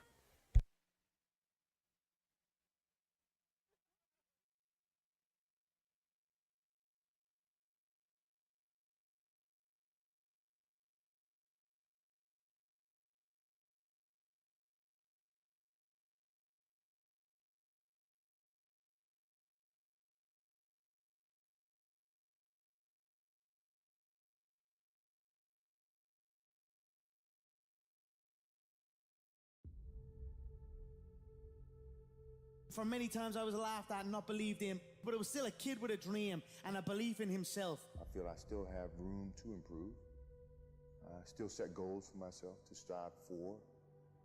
I'm never complacent with what I've achieved. We have money, we have everything, we have fame. But the most important thing is the family. Keep your family healthy, good, and take care of your family, because this is the most important thing in the world. Failing to prepare was preparing to fail. The night before a game, I ate the same food. I went to bed at the same time. I got up, I ate the same breakfast. Some people call it superstition, but it's a routine. I went on the courts with just a ball and a racket and a hope. Because you might be actually not feeling great physically or mentally, you're drained, but the confidence somehow gets you through. And when you don't have confidence, that's then when you have to sort of trust all the hard work you've done, and you have to keep on working hard so success comes back. I make mistakes, but I strive every day to be a perfectionist. Set yourself a definite goal and work hard toward that goal. and don't let anything or anyone stop you in the process, no matter what it is. I didn't really care about the standings or, the perception of my style or whatever, as long as I could keep learning these new tricks. And so as I was successful in competition and winning a lot of the events, my job was just keep getting better. All of you, I know you got him. I know you got him picked, but the man's in trouble. I'm gonna show you how great I am. People perform better when there's no safety net. People perform better in sports and everything else if you don't have a plan B. We were down 1-0, and if you walked into our locker room at halftime, you thought we were up 3-0. Nothing external can defeat the internal. The only thing that can take someone down or break you down is internal. Nothing external is strong enough. You just never give up because you never know what can happen. You never know who you can inspire and who you can influence. I'm not going to go out and say I'm the greatest this or that. I was a kid with a dream. That's it. You have to fail in order to climb that ladder. You are fighting the greatest fight of all times. And I fought because I knew it was not doomed to be a losing fight. It couldn't be a losing fight. As long as you believe in what you're doing and you're doing things you love to do, then you can go out there and be the best at it. And that's, that should give you a lot of enjoyment, fulfillment in your life. Always keep an open mind that there's something out there for each and every one of you. And it's up to you to go out there and find your niche.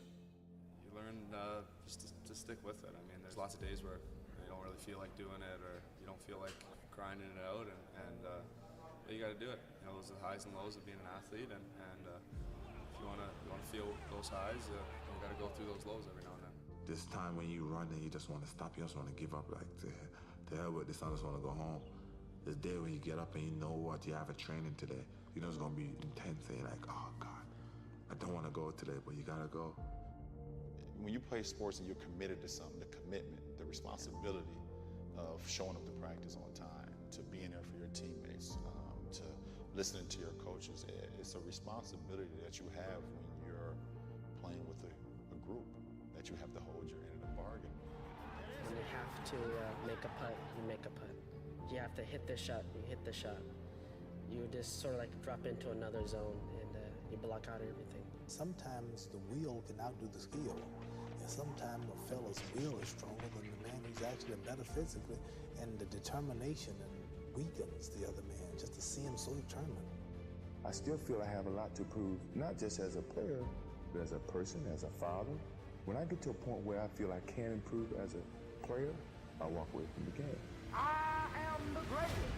Hard f***ing work. You put it in, you believe in it, you will succeed. Everything was done to try to learn how to become a better basketball player. Everything. And so when you have that point of view, then literally the world becomes your library to help you become better at your craft. Some of the best athletes, or the greatest athletes in the world, do things when they're uncomfortable. You just have to stay calm because it's not finished to the last point, no matter how close you get. I've been working so hard all my life to be here, and I was determined to get this. You gotta start from way down the bottom. You gotta let it grow up with you. And if you're successful and you try hard enough, you're bound to come out on top. Just like these boys have come to the top now. Mentally, we have a vision, we have a finish that we have to attain, and sometimes you have to do it when you're old and you're tired, and I think it's the test of your will to succeed.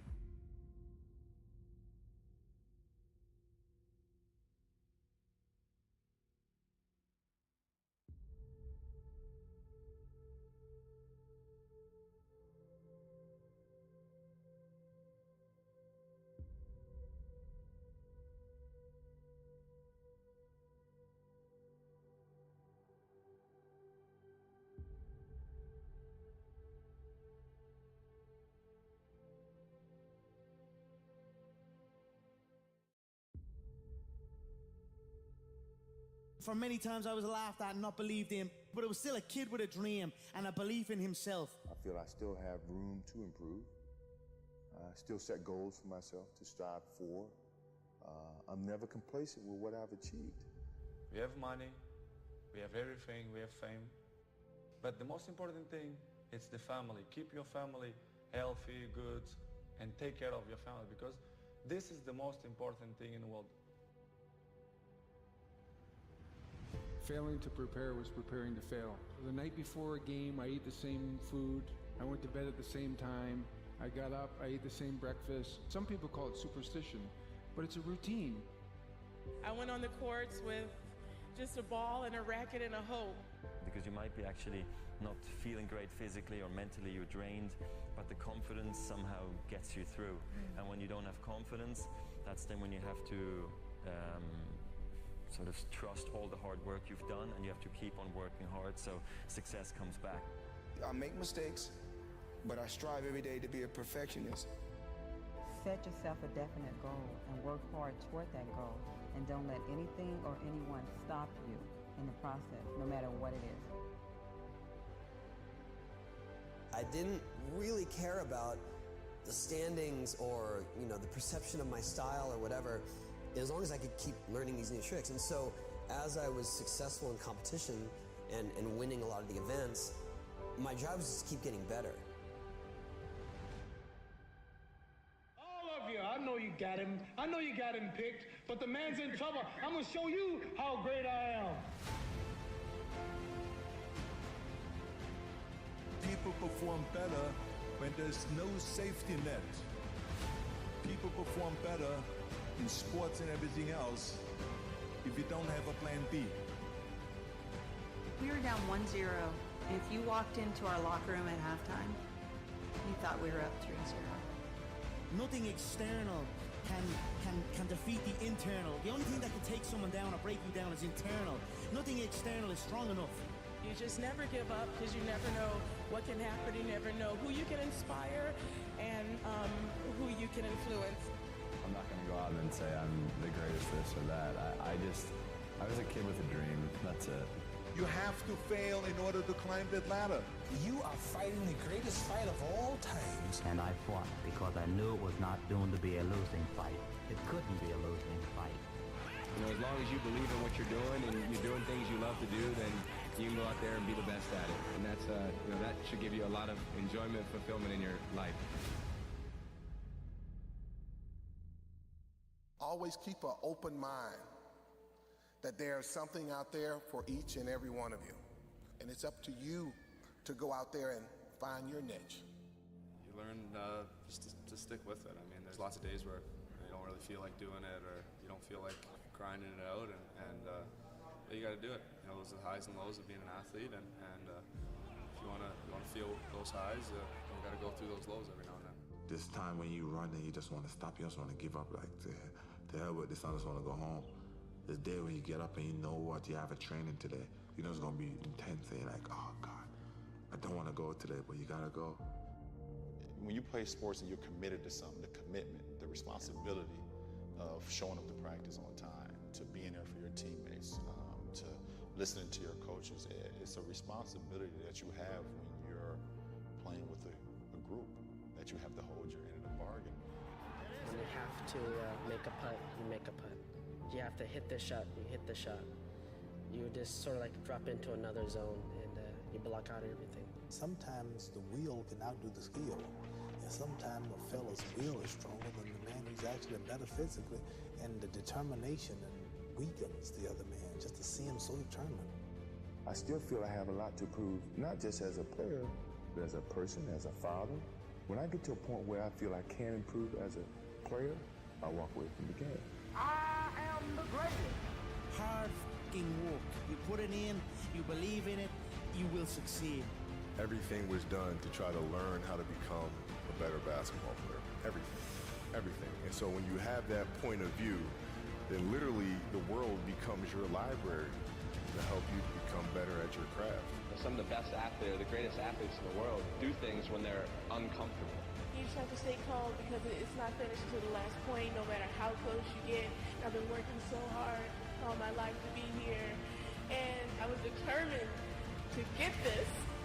You gotta start from way down the bottom. You gotta let it grow up with you. And if you're successful and you try hard enough, you're bound to come out on top. Just like these boys have come to the top now. Mentally, we have a vision, we have a finish that we have to attain, you know, and sometimes you have to do it when you're old and you're tired, you know, and I think it's the test of your will to succeed.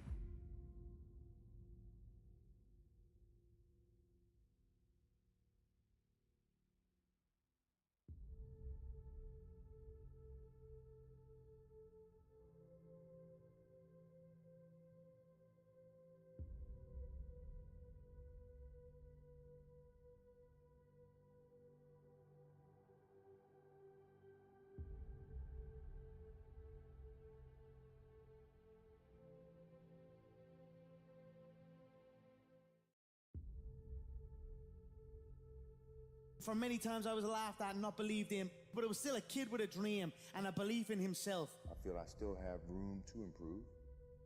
I still set goals for myself to strive for. I'm never complacent with what I've achieved. We have money, we have everything, we have fame.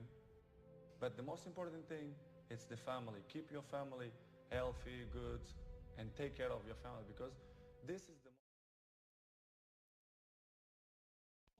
Alright guys, we're back in action here.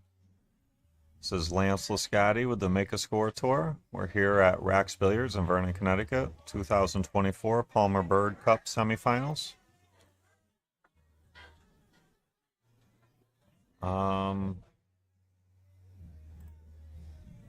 Testas Typhoons have a 4-0 lead in sets.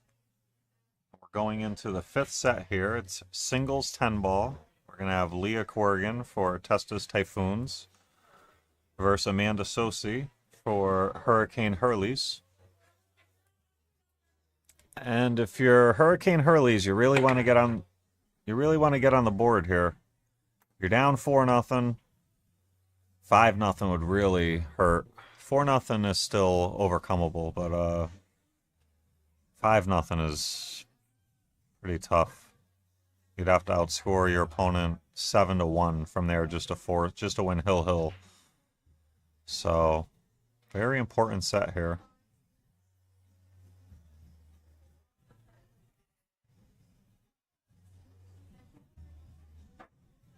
Looks like a dry break, but no shot on the one.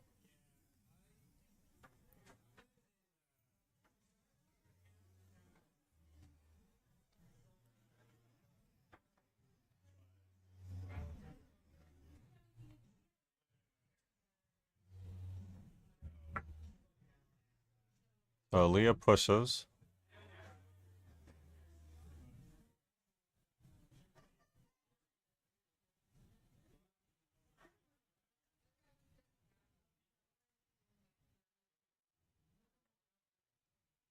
So I think we're going to see a nice safety attempt here. Yep, well done. If Leah can't go rail first on the left side of the 8, this is going to be a pretty hard ball to hit.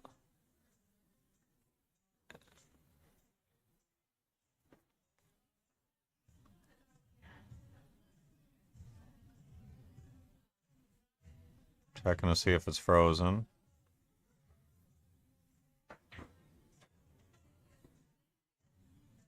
So looks like she's going to try to go in between the gap, in between the 8 and the 3.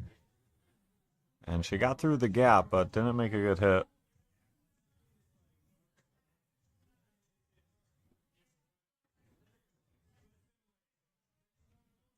So Amanda with ball in hand.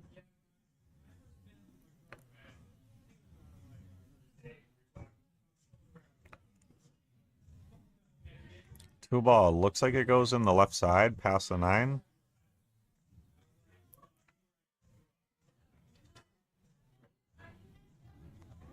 Careful with that 6 ball, though. I think she stitched herself. And it's probably going to be kicking off the top rail at the 2.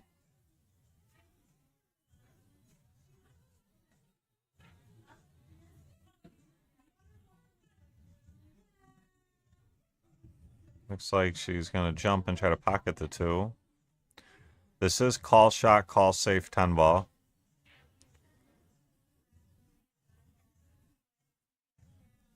And just skim the 6 ball and fouled. So Leah's going to have ball in hand on the 3.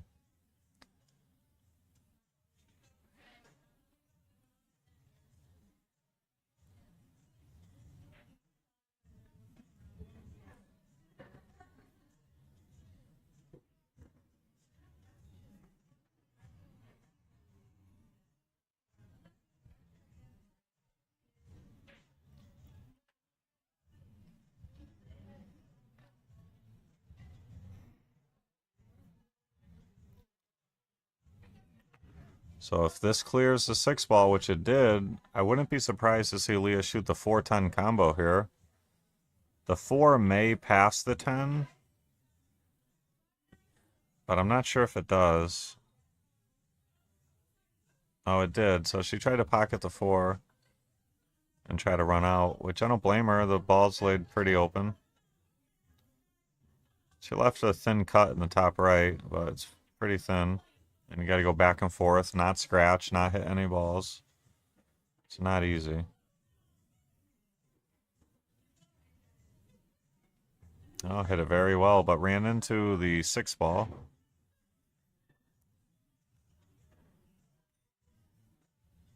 So she's going to go rail first.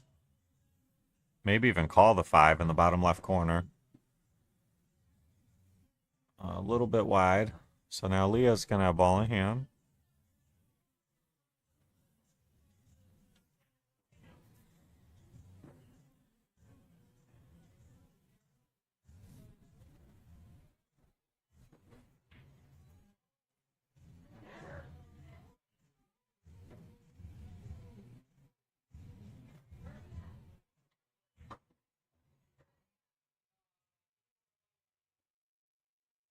Oh, that's not going to work. So this is a tough kick too. She's going to go to the right long rail with some right hand English. Oh, just missed it. That was really close. So now Amanda with ball in hand. She can choose to run them out or play the 6-10 combo. Her choice. She's going to go for the run out.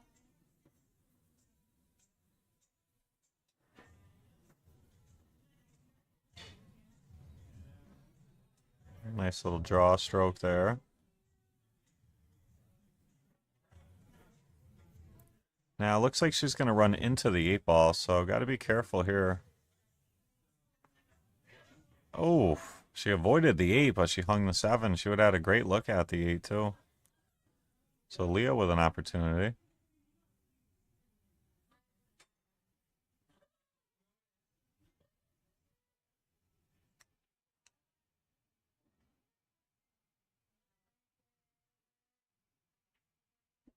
Great shot there. Came out perfect on the 8.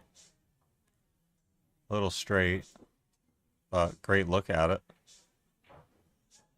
Draws back, hits the 9. Gonna have a good look at the 9 in the side.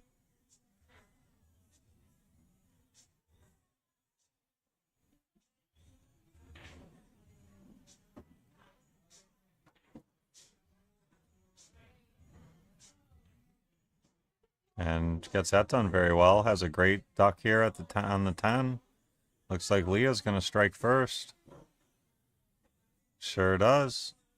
Leah for Testas Typhoons striking first for a 1-0 lead.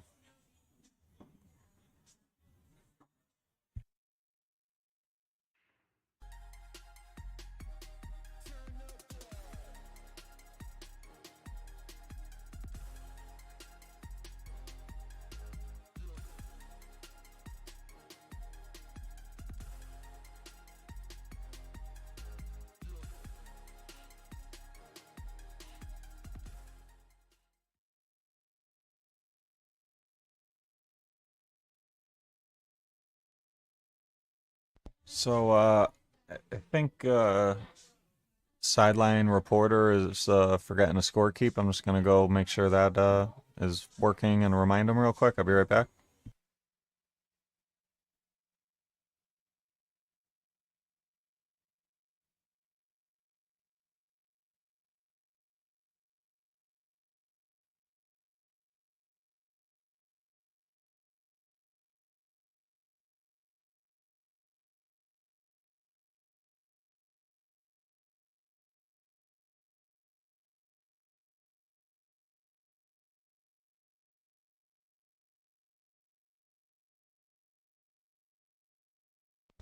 Alright, back in action here.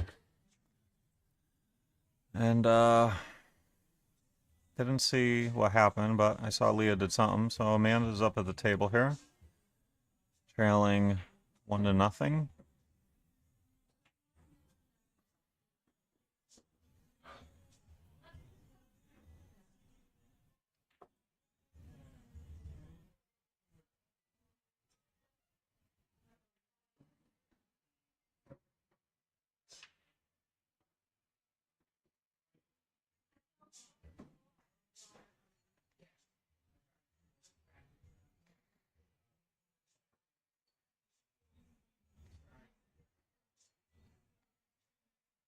So Leah with a shot at the corner, but yeah, I don't mind the bank there because she was going to be fighting with a scratch. So by banking the ball, she took the scratch out of the equation. And Amanda looks like she can cut it in. It's thin. But the 2-ball's up there by the side, so that's nice. She's got an angle going up table for the 2 if she makes the 1. No problem. Gonna have a pretty good look in the 2. Doesn't want to get stuck on the rail.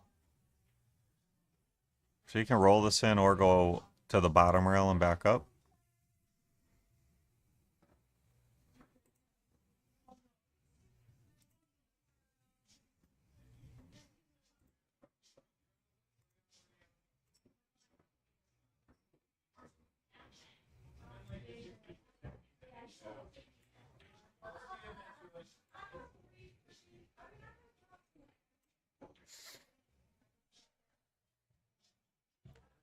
Slow down.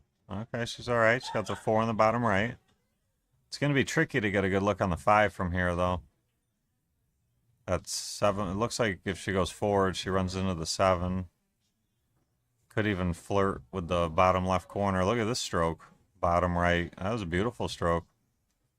So she used some low right there to draw back off the rail.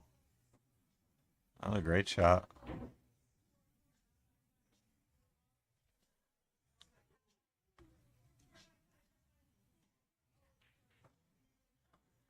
So this is no gimme. Getting position on the 7. Looks got a yep. Oof, just a little bit more spin to miss that 7. She would have been perfect. I don't know. I don't think the 7 goes any longer in the bottom right. So she might be forced to play a safe here.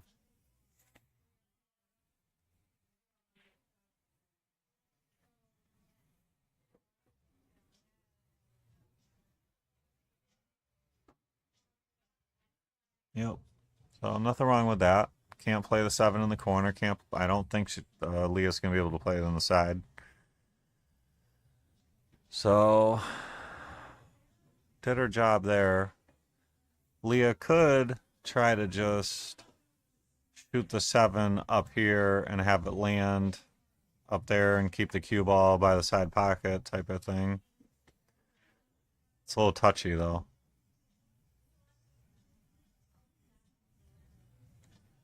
She's going to give up a look here. And Amanda with a great chance to run these out here and try to tie it up 1-1. 7-8 shouldn't be too much of an issue. Got to come back down table for the 9 ball though. 8 to the 9 is probably going to be the key. So here we go. This is going to be the key shot. If you get good on the 9, you should be able to handle the 9-10. But you got to get good on the 9. And that's going to leave a little to be desired. Now, she does have a back cut in the corner. But the cue ball, I mean, she can try to play it, you know, into like an area like this. But it's easy for this cue ball to get away from you. If you don't put a bunch of left-hand English on it, it just takes off on you. And, all right, no scratch, but she did give up a pretty good look here. I expect Leah to make the 9 and try to drift up a little bit for the cue ball. So I have the 10 on the side. Just like that. Good shot. And now she's got a pretty good looking 10 on the side here. And this would be to take a 2-0 lead. And just like that, Leah Corrigan makes that 10 ball. And Testas Typhoons takes a 2-0 lead.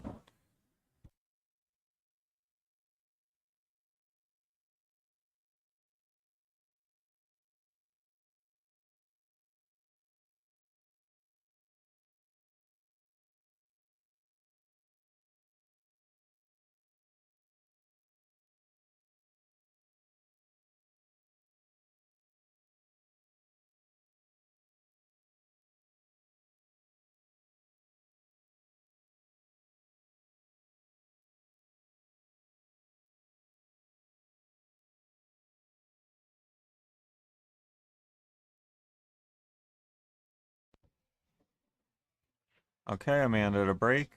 Finds herself down 2-0, so she's going to be feeling a little anxious, try to get on the board here. And her team desperately needs it. Looks like a dry break, but the 6-10-7 is clustered up pretty good over here.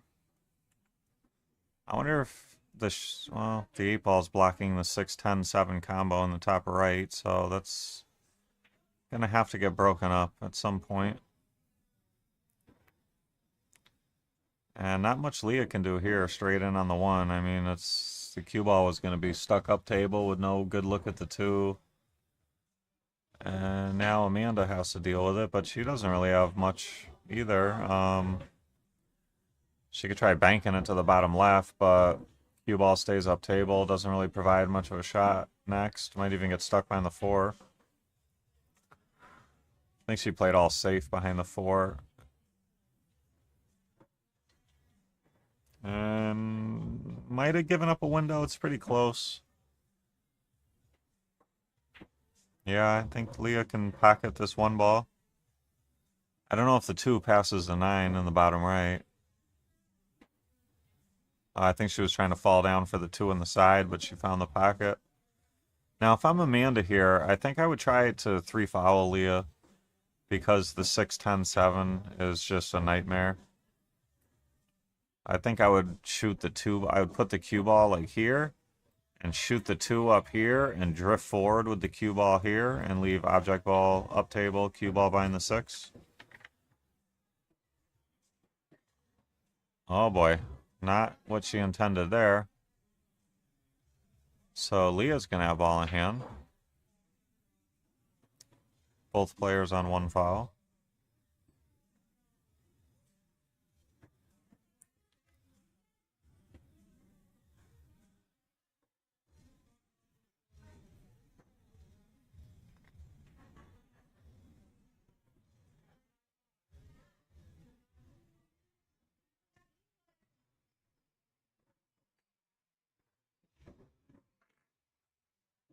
So Leah with a shot at the 4 here.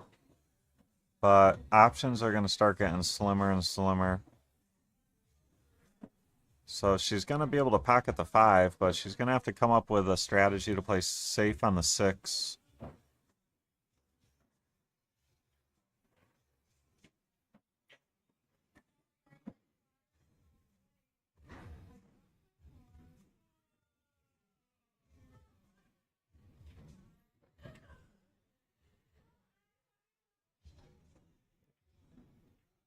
Nothing wrong with that. That's the perfect shot there, really. She is making life tough on Amanda. If Amanda even just thins this 6 ball, the cue ball looks like it wants to scratch in the bottom right. So, and she's got to make a good hit because she's on 1. If she thins the 6 and scratches, she's on 2, and Leah's got a good opportunity to 3 safer. If she tries to kick this way and goes rail first and doesn't get a rail, she's on 2, and Leah's got a good opportunity. So she's got some pressure on her. All right, good hit. Avoided the scratch, so 3 fouls no longer a major concern. Leah may be able to play the 6 in the bottom left, and as long as she doesn't scratch in the side, maybe come up with some sort of look on the 7-10 combo in the bottom right next. Look at this, coming around. Great shot. And she's going to take a swing at it. It looks like the 10 is aiming to about like right here a little bit. Might have to account for that. Beautiful shot. And just like that, Leah is going to take a 3-0 lead. Let's take another look at that one. That was a great six ball. Set that combo up beautifully. And 3-0 Leah.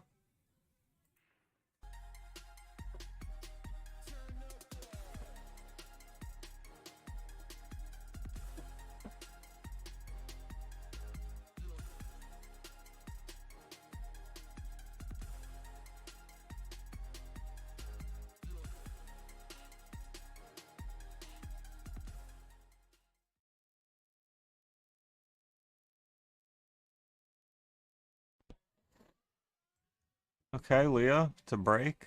Pretty good break there. Hit him pretty square. But 2, 4, 6, 8, 10 dry though.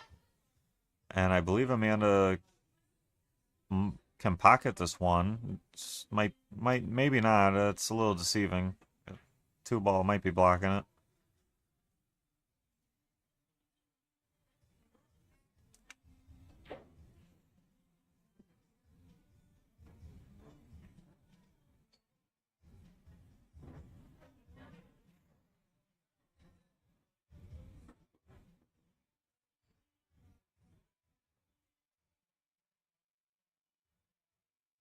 Oh wow, so maybe the 2-ball must have been a lot higher up than we thought. You know, Leah once again, not a bad 3-foul opportunity here. Could bury Amanda behind the 2-ball. And then play like a real similar shot again, just using that 2-ball. But she's gonna run some balls. And they're open. It's just the 3-ball is tricky. It's gonna be tough to come out with a really good look on this 3. Yeah, I think might have a piece of it. Yep, has a piece. So make sure you make a good hit. Don't scratch. All right. A little fortunate that 10-ball left the pocket a little. Amanda has a look at the 3 in the top left. Could even get real aggressive and try to play the 3-10 back cut combo in the side, but it's tough. The problem with making the 3 is it's going to be tough to get a good look at the 4.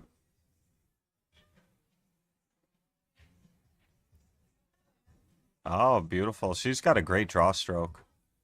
That's the second time that she came with a real nice draw stroke to manipulate the cue ball. And she doesn't, it's like pretty effortless too. She doesn't like gear up and really overhit it. It's nice and soft. She gets a lot of action out of that cue ball. And I don't know if she called the 7 or if she was playing the 4. Okay, so she called the 4, made the 7, but now Leah, they are playing call shot, call safe 10-ball. So now Leah takes the table. And would have liked to have drawn back a little bit more, but still has a good look here. But the 8-9's a little tied up. There is a potential scratch in the bottom right. So she played, I believe she played all safe, which was a great decision. But she did give up a pretty decent look here. The 8-9 combo may now be dead in the bottom right corner, which would really make Amanda's life a lot easier. Even if she rolls this in and stays up table, she could play the 6-8-9 combo. But she came down table. Oh boy. Whoa. Okay. This is trouble. This is trouble. I mean, she's got one kick that the highest percentage kick I would say is like this. There are other kicks, but I think this is your highest percentage one.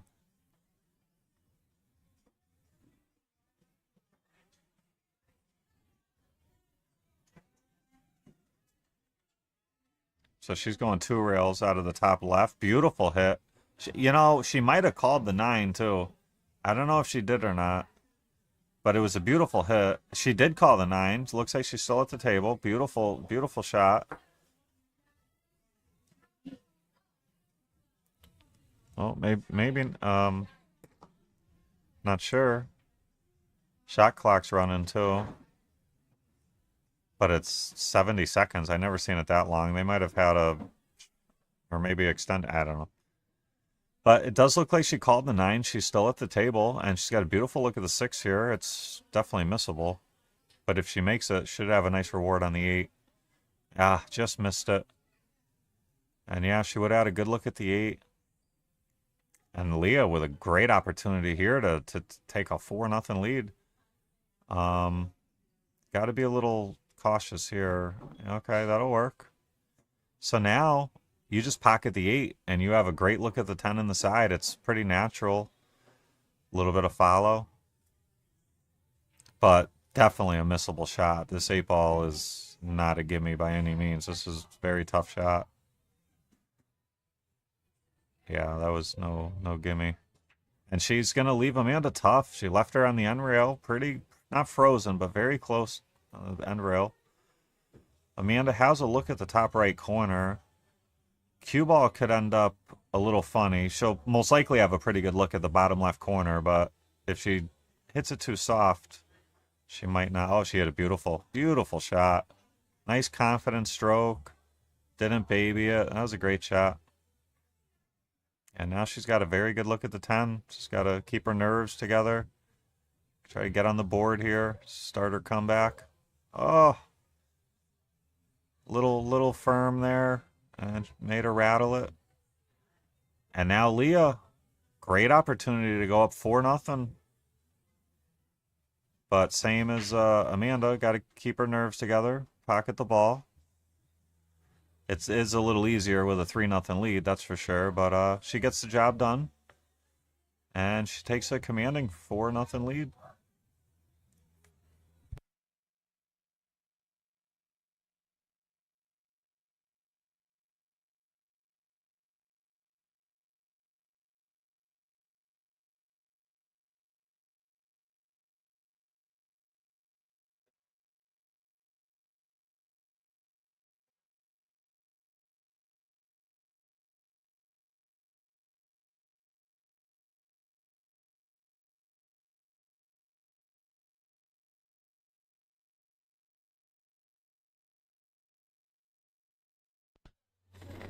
All right, Amanda to break. And she finds herself in a pickle here.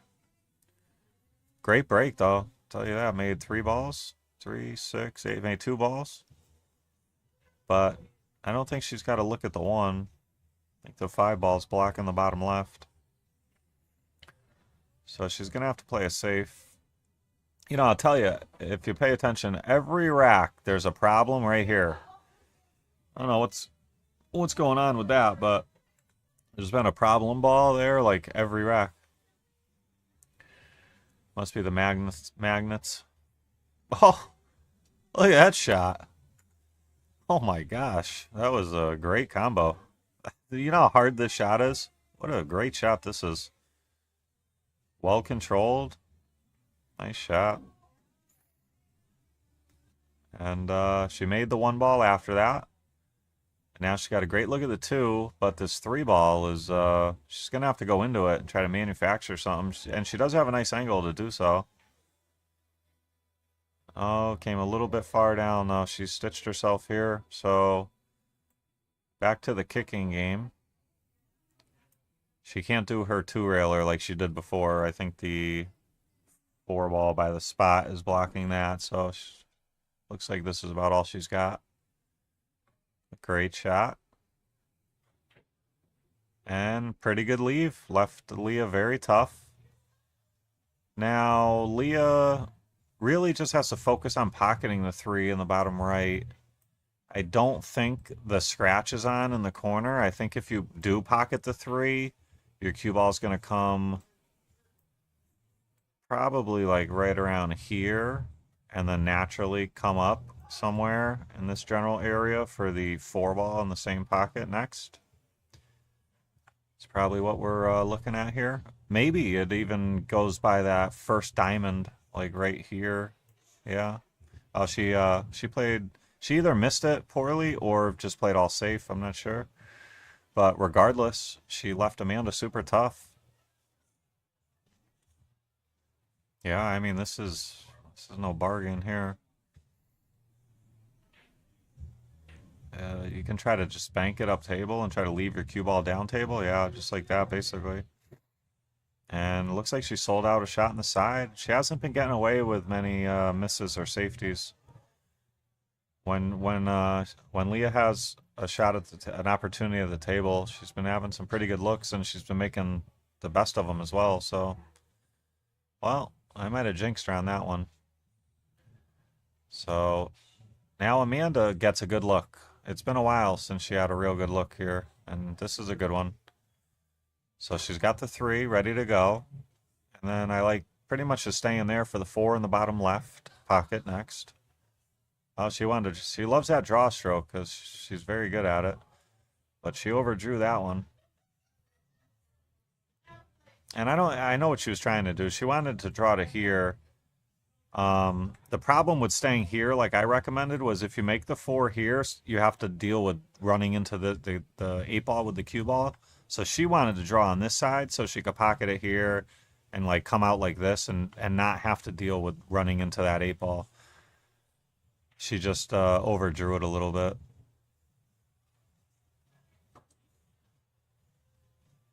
Is this going to settle? Okay, so Leah does have a pretty good look here. Might be jacked up over the 7 a little bit. And not much of an angle to get back up table. I mean, you'd have to really force your cue ball down and out, which makes... She did that very well, but it makes making the object ball a lot more difficult, and that caused her to miss it. I see a cross-side bank here, but your cue ball's drifting away from the 7 ball, which is never good. She could hit it real hard and try to go around, yeah, like even harder than that, and keep going around. But okay, Leah's got a chance to close out here. You roll you shoot the 4 ball on the side, and you go up and down for the 7 in the corner. Little short. Okay, but this still works though, because you can roll the 7 in, and the cue ball hits the 10 and stops on it and gives you a pretty good look on the 8. Just like that. And she's got an angle here where she won't be stuck on the rail if she makes the 8. She wants to use some draw here. And she's going to have a shot at either corner. I would think she would take the top left corner, which she did call. And she's got a great chance here to win this set. And she hit it great. And Leah Corrigan gets it done 5-0. And Testas Typhoons are on a tear. They're up 5-0. And we have one more set coming. We'll be back in about 10 minutes.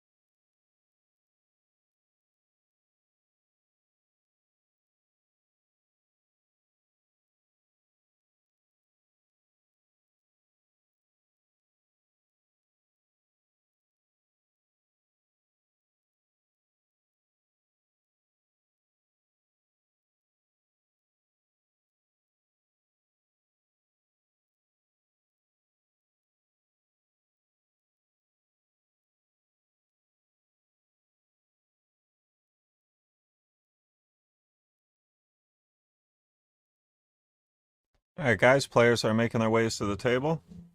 Making their way to the table. Should be starting any minute. This is going to be the final set of day one here. Hurricane Hurleys really needs to get on the board.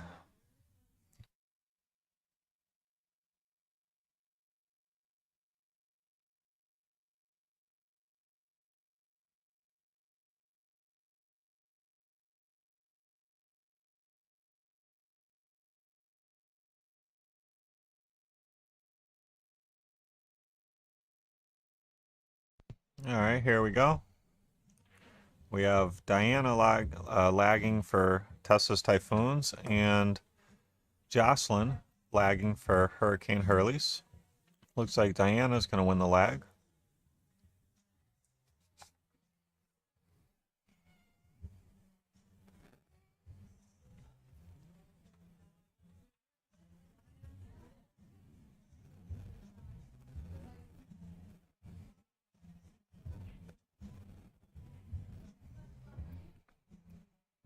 So here's a little look at what we've had and what's to come. We are in match number 6, 10-ball doubles. And a little look at what we're going to have tomorrow. We're going to kick off the day tomorrow with Erica Testa versus Renee Lafferty in singles 9-ball.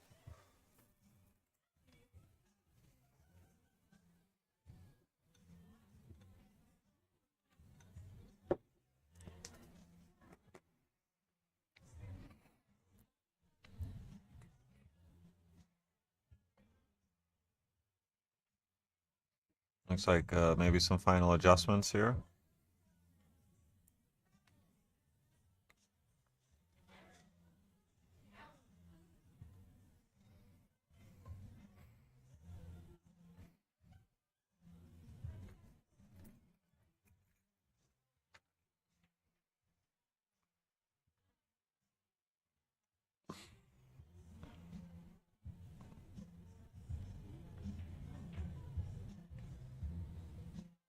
So Amanda has an opening look at the 1-ball. It's tough though. Jacked up over the 7. Great shot there.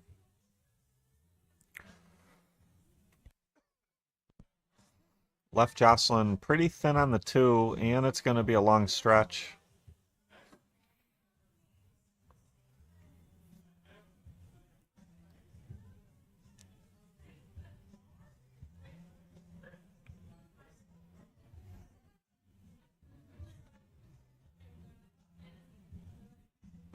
A little bit thin. It was tough. And she shot it lefty. I believe she's a righty and shot it lefty, which makes it a lot harder. She hit it pretty well. And I believe Diana and Leah will have option, and I think they're going to give this one back.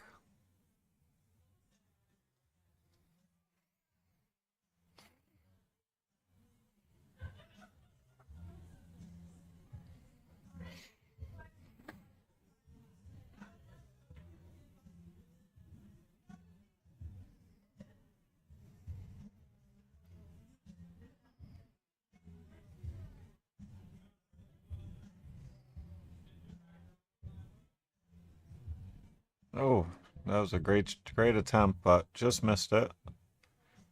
Gonna give up ball in hand.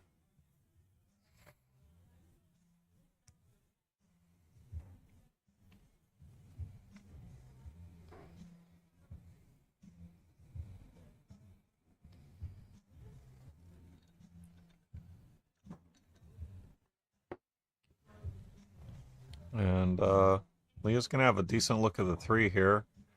Getting back over to the 4 is going to be tough, though.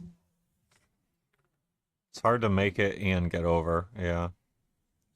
She tried to force the cue ball over, and that caused her to miss the ball.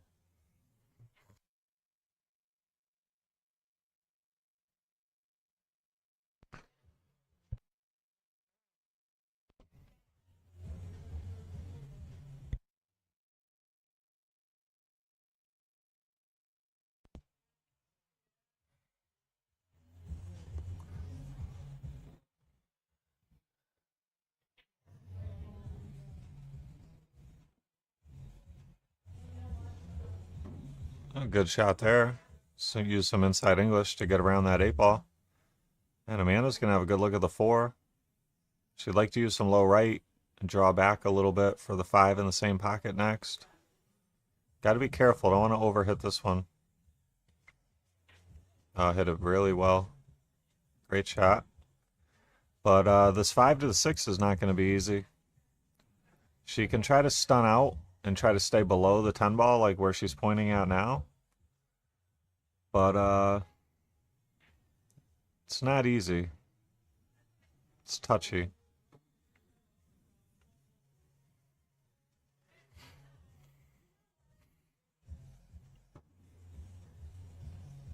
And I think she's okay. I think Amanda's going to have enough of the 6. It's really close, but I think she's all right. And she can use some low left and come off the right long rail and play the 7 in the same pocket next. Oh, she drew all the way. She just drew back for the bottom left, which is fine as well. But she found the side pocket. So Diana and Leah, ball in hand.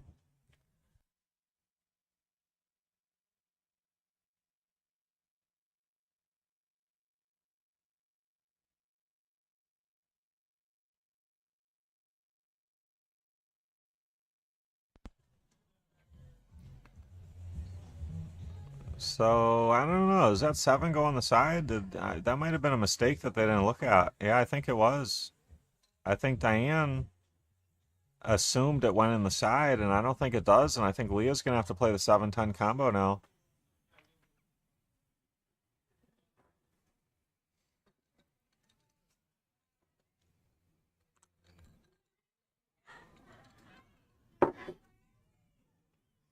Tough shot. And Leah, great shot. Leah's on a roll. Playing great. And Leah and Diana strike first, 1-0 lead.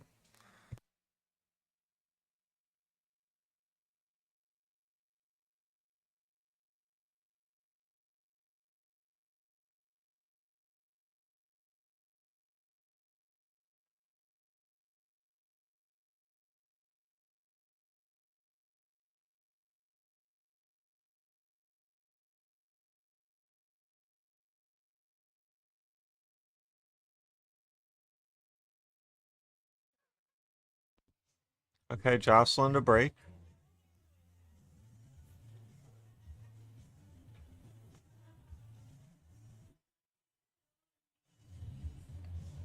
Good break.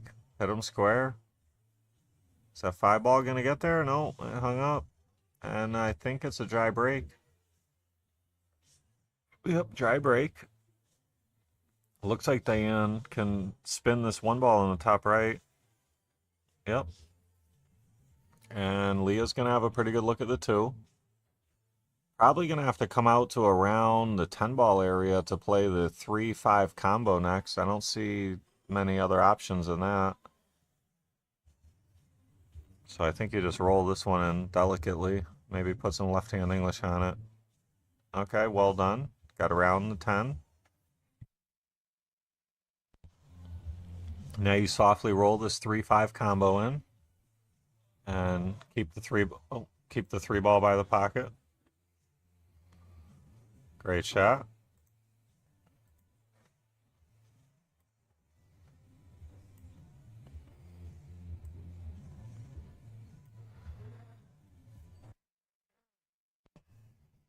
Oh, Leah makes the 3, but she found the corner, scratched, and now Amanda and Jocelyn, much needed ball in hand.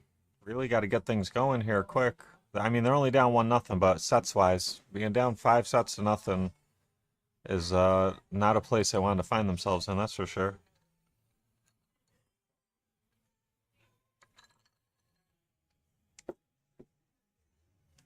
Okay, so far so good. Great position on the 6.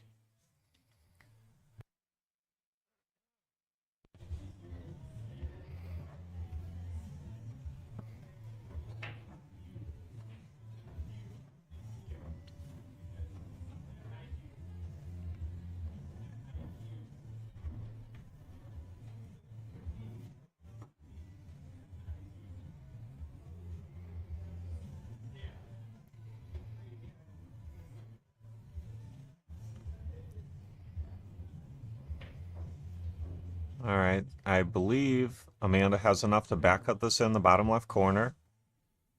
Cue ball's going to be coming out of the bottom right corner pretty hot. Probably going to have to play the 8-ball in the same bottom left corner next. Have the cue ball come up by the 10.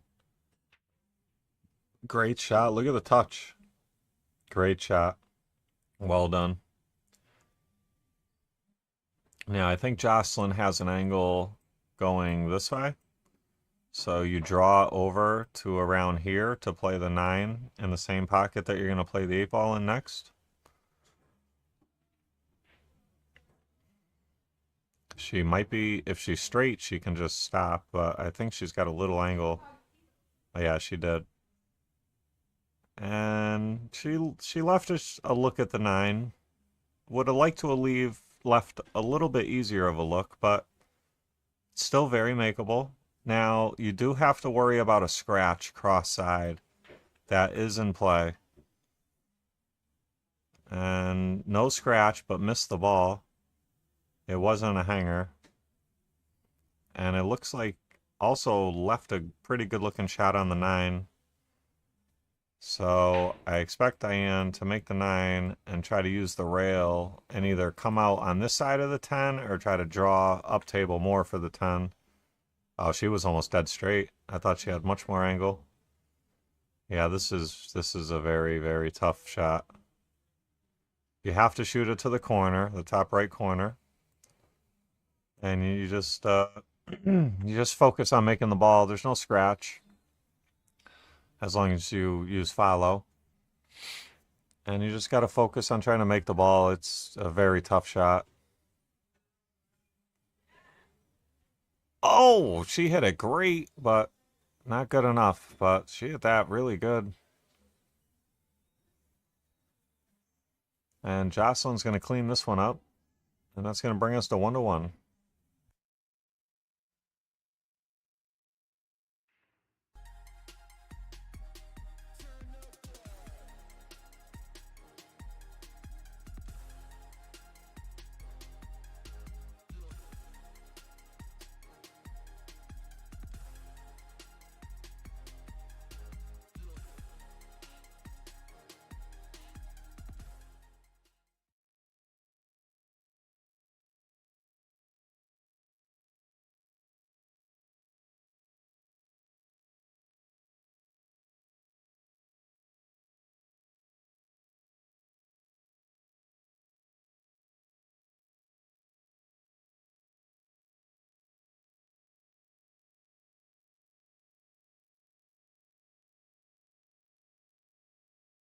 Okay, Leah to break. 1-1.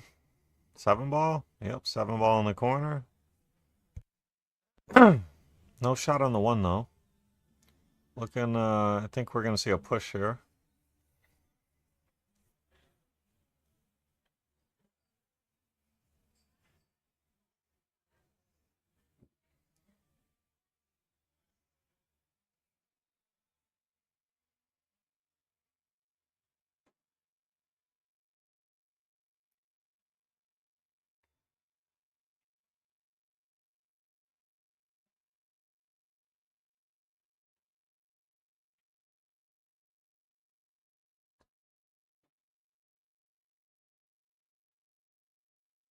So, going to give up a look here.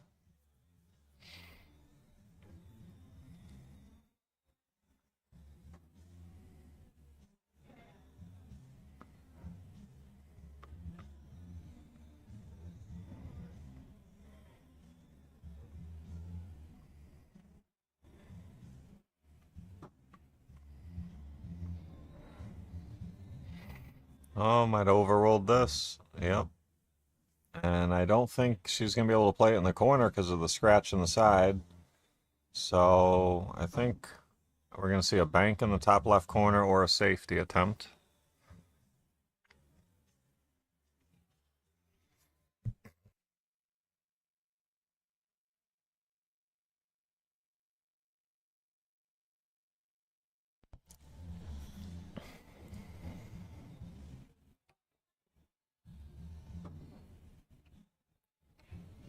And Looks like she's going to give up a shot at the 2 on the side, and the 8 ball makes it a big pocket. And since the 8 and the 5 is tied up, I would intentionally try to make it off the 8 right now to free the 5 ball. A little bit outside. And I think she's going to get that one back.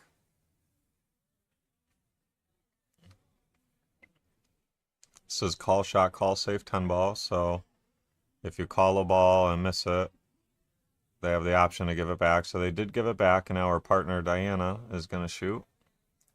And all she really has is a 1-rail kick.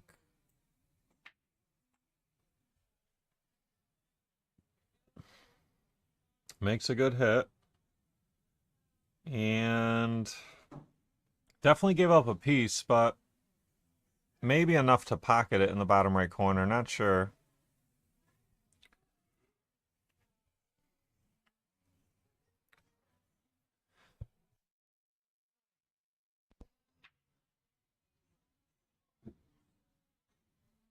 Great shot there. Yeah, well controlled. Jocelyn has a great look at the 3. Roll this in. And her partner will have a good look at the 4 in the bottom right. But that 5-8 is still going to be... You can play a carom. If you get the cue ball like center table, you can nick the 5 and have the cue ball pocket the 8 in the side. And then you should be able to shoot the 5 in the bottom right corner. So shoot the 4.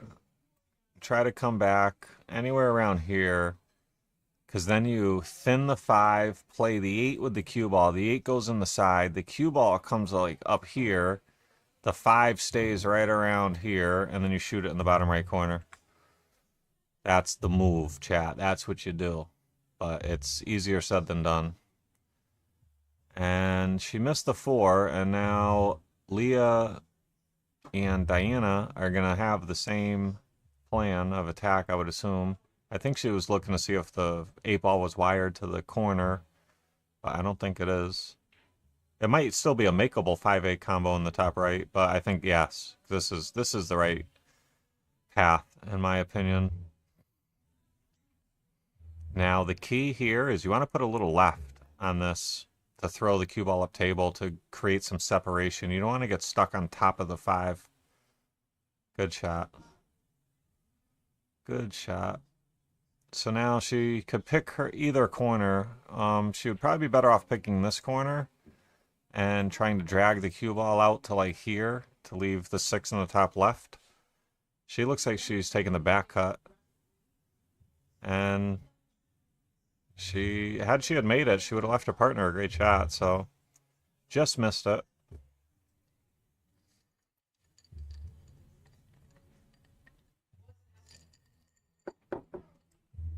So now Jocelyn jacked up over the 7 ball, I think it was, or 6 ball.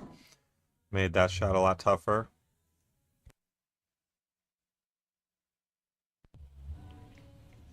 But cue ball and the 5 ball are pretty close together, and if you try to back cut it in the corner, it looks like the cue ball wants to shoot to the bottom left and potentially scratch. So definitely have to be mindful of that. There's not really an easy safe here. Yeah, she's looking to back cut it, I believe. It'd be nice to use a bunch of low right here to try to draw the cue ball out of the scratch. Yeah, she did. I think she did use a little low right there. But it was a very difficult shot. Now Amanda's got to look at the top right corner here, use a little bit of follow, and try to leave her partner the 6 in the left side pocket. Just roll forward about 6 inches. Okay, would have liked to have been a little bit more farther up table, but Jocelyn still has a good look at the 6 in the side. Just has to worry about position on the 9. And it's in a very fortunate spot where you have just about every pocket on the table to play position 4, so they should be okay.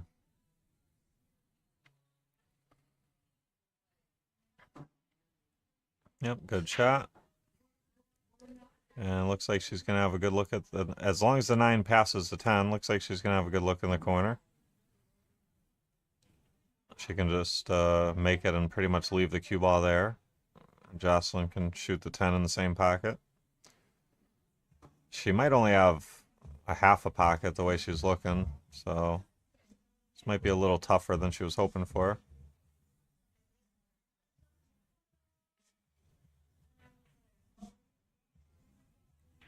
Yeah, so she must not have had the whole pocket.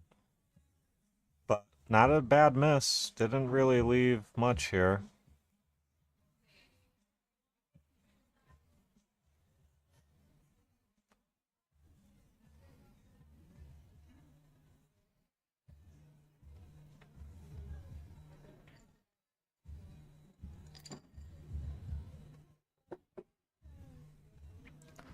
This is tough.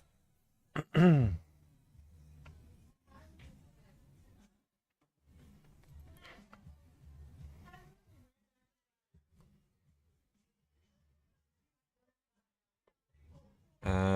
that's not gonna be a good leave here. Jocelyn's gonna love this. Just make the 9, roll forward.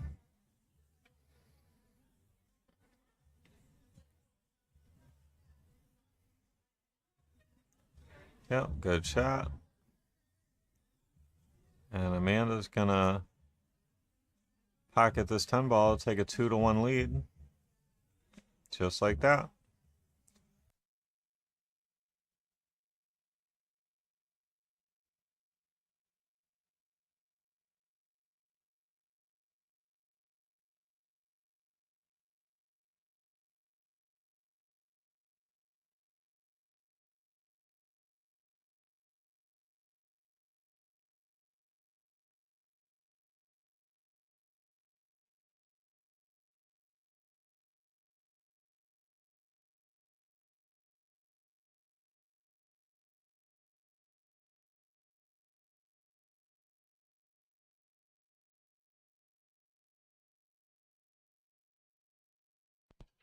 All right, Amanda to break. Her team is up 2-1. Final set of the day.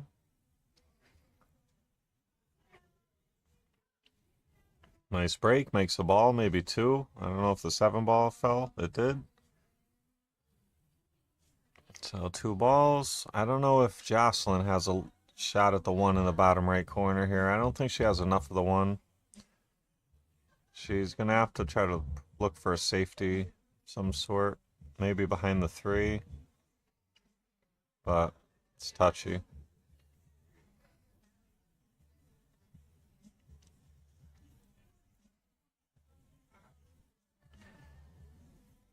Well, that's not going to work.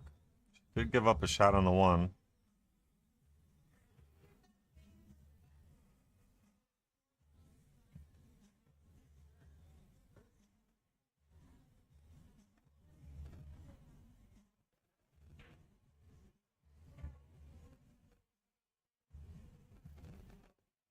Oh, that looked like it was going in. Maybe turned at the last second.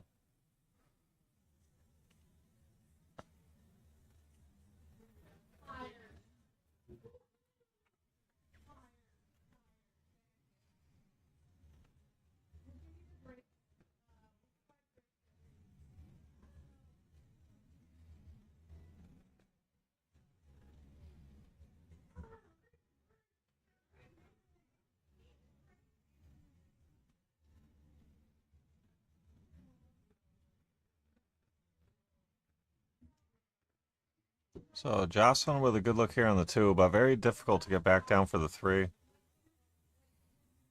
Makes everything a lot harder. Makes pocketing the ball way harder. Trying to force the cue ball down table.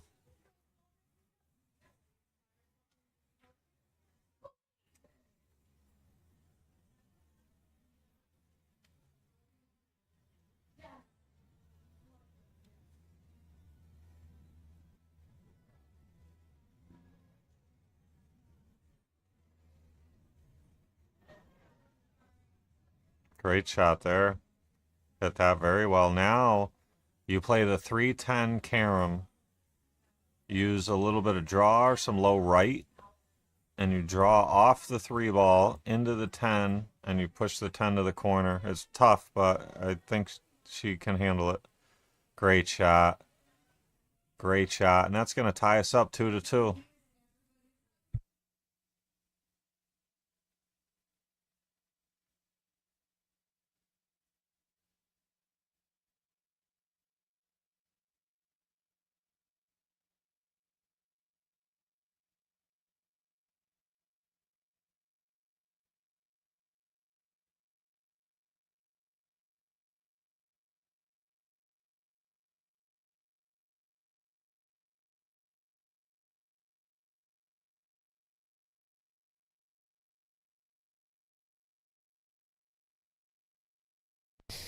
Okay, Diana at a break after just making that great 310 carom. And looks like a dry break, but looks like everything spread out real nice.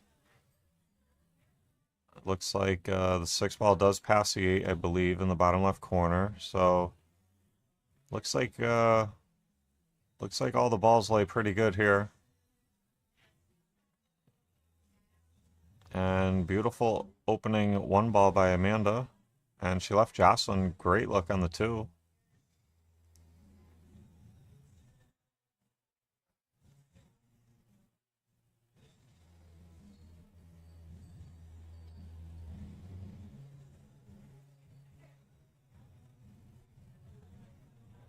Good shot. Ran into the 3, but Amanda's got a good look at it. Gonna probably go back and forth and play in between the 9-5 window for the 4. Oh, okay, so she wanted to go on the other side of the 9. Nothing wrong with that. Now, Jocelyn does have a good look at the 4 here. If she would like to be real straight and stop the cue ball right there. So Diana could pocket the 5 in the side next, 6 in the corner. Then you got to go up table for the 7. But you got to be straight here. If you have an angle, it's going to be tough to hold for the side. Okay, so she did have an angle and couldn't hold for the side, so she went up. Oh, that's always a little unlucky when you scratch on a side from the bottom rail. It's pretty hard to do that, but it happens from time to time.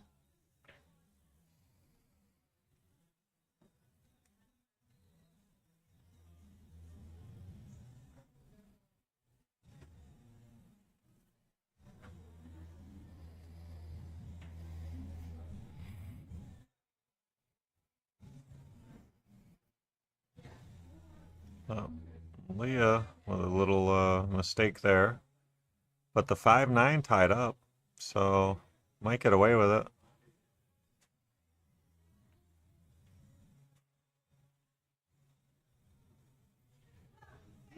I like playing safe with the cue ball behind the 8 ball.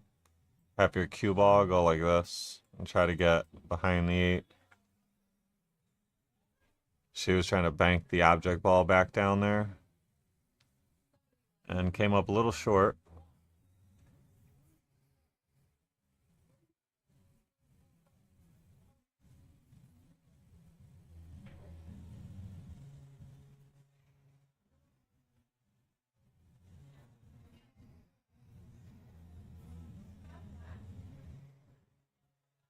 Good shot there. And Leah's going to have a look at the corner. She's going to use some follow, some high English. Try to drive the cue ball up table for a look at the 7. Makes a 6, gets the cue ball up table as good as she could. And Diane's got to look at the 7 in the top right. It's thin though. This is a tough shot. Very tough. Yeah, that was a very tough shot. And she's not going to leave. She's going to leave a look, but not an easy one. So Jocelyn's going to try to make the 7 top left. And try to leave her partner position for the 8 in the bottom left corner next.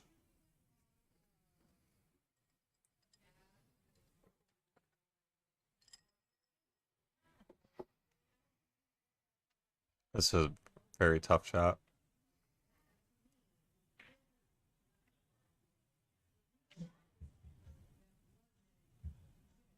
Oh, hit it good, but just missed it. Now, she fluked it in, but call shot, call safe 10 ball, the other team has the option, and they're gonna take it. They're gonna say they want to shoot. And Leah's got to look at the 8.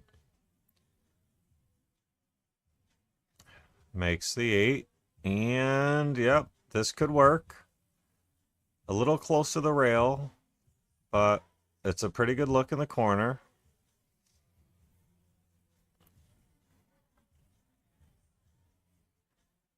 Yeah, anytime you have to jack up like this, everything gets a lot harder.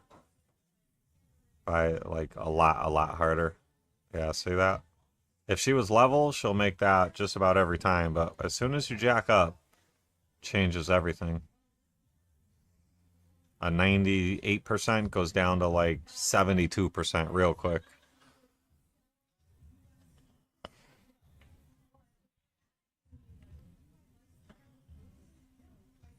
And she left Amanda pretty funny here. She can't make it in the side. She can try to go to the corner, but very hard to get out of the scratch in the side. You can try to draw out. That's the only way to get out, is to draw out a bunch of low left, and you have to hit it really soft so it catches. Oh, she went with safety. And I don't blame her, because there was really I don't think you could make it in the corner without scratching. So she tried to safe, it leaked out. Leah's got to look at the 9.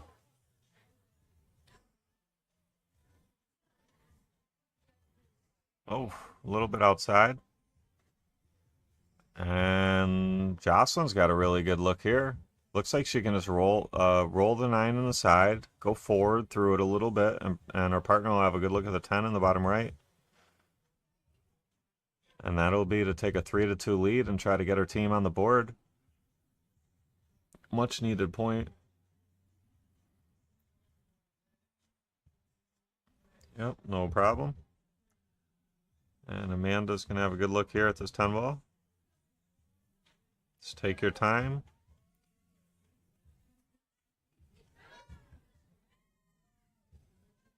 And just like that, Amanda and Jocelyn take a 3-2 lead.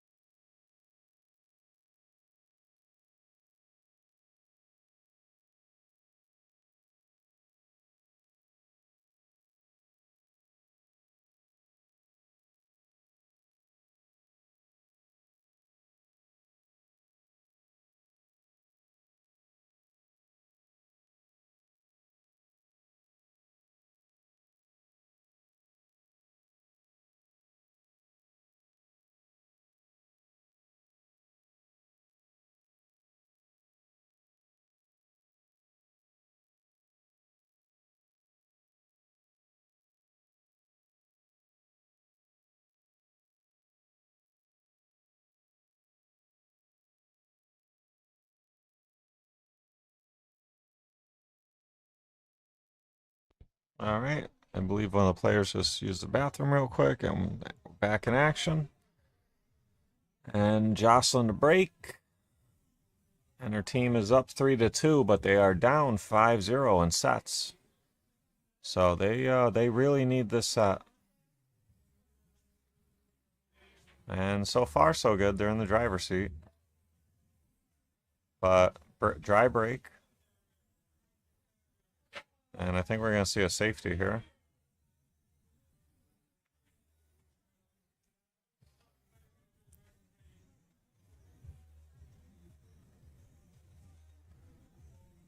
Good shot.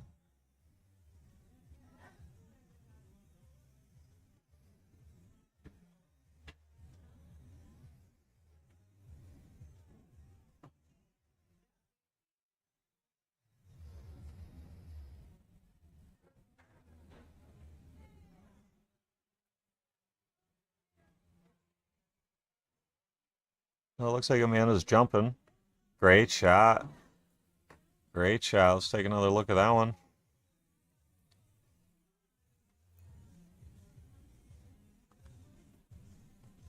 Yeah, great jump. Now, I believe Jocelyn has a back cut at the 2 on the side. It's very difficult. If not, she can thin it and try to get underneath the 7 ball with the cue ball.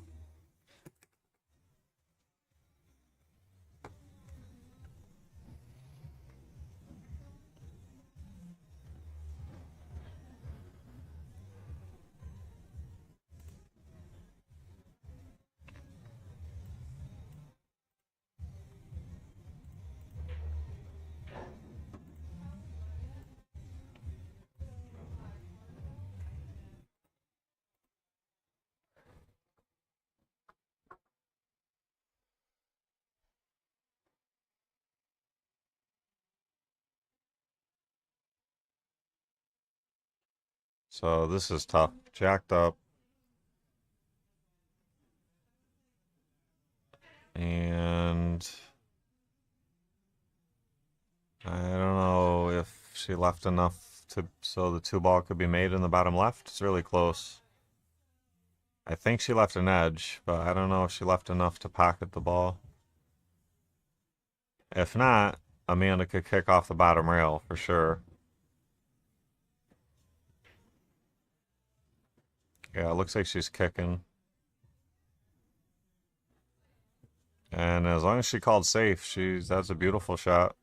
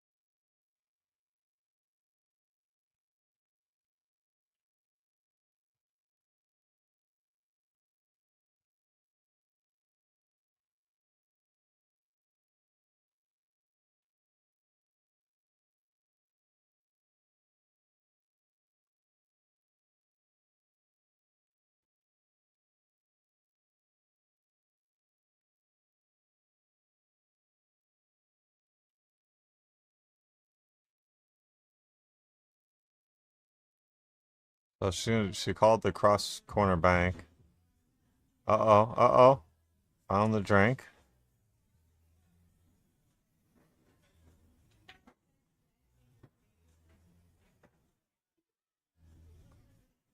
So looks like Amanda's stepping up a ball in hand.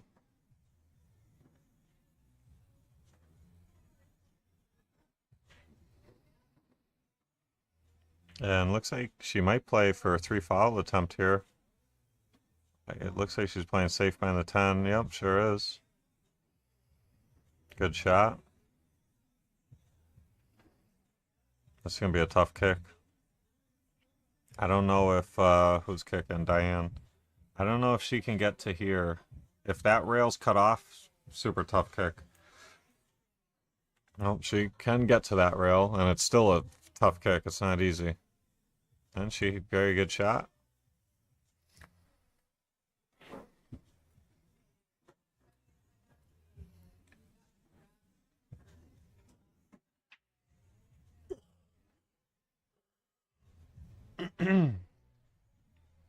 So Jocelyn's got a good opening look here on the 2, but 3 ball could be tricky. See where she's gonna go.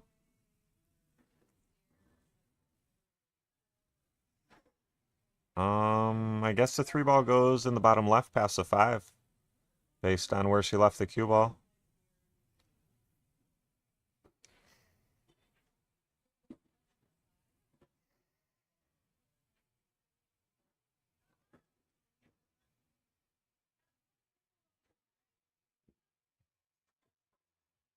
Or it didn't, and she said just play safe on it.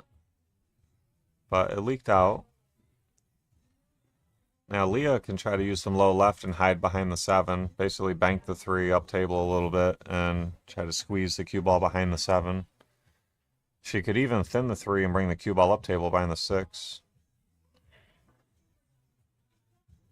And I don't know if the 8 ball got Jocelyn or not.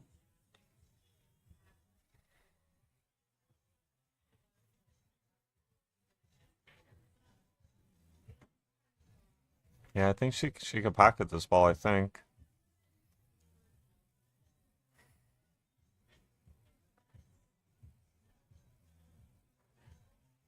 And great shot there. Pockets the ball, the 3 ball, and stops on the 10. Amanda's got a good look at the 5. Got to be careful with the 7 here. If you hit the 7, you might get trapped behind the 7 or the 8. And she draws out of it to avoid it. And Jocelyn's got a pretty good look at the bank cross side here. Lays pretty good.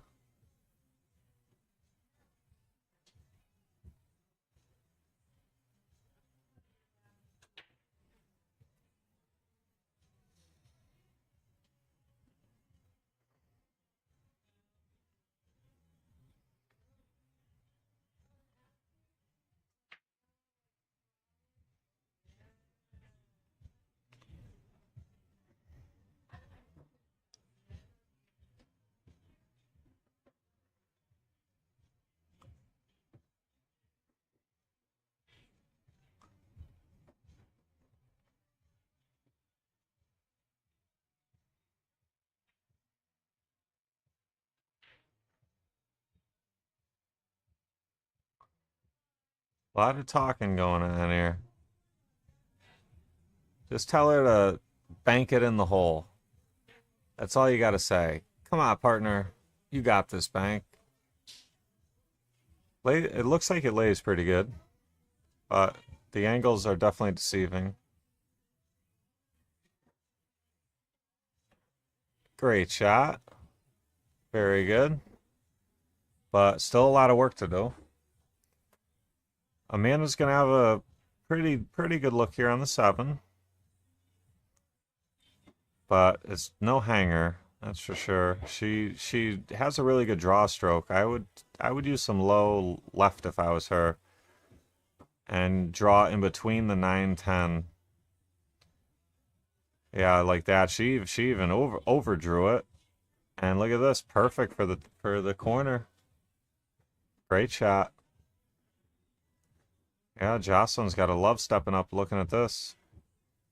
Not too much to do with the cue ball. Pretty much just pocket the 8. Oh, she lost the cue ball though. She pocketed the 8, but lost Whitey a little bit.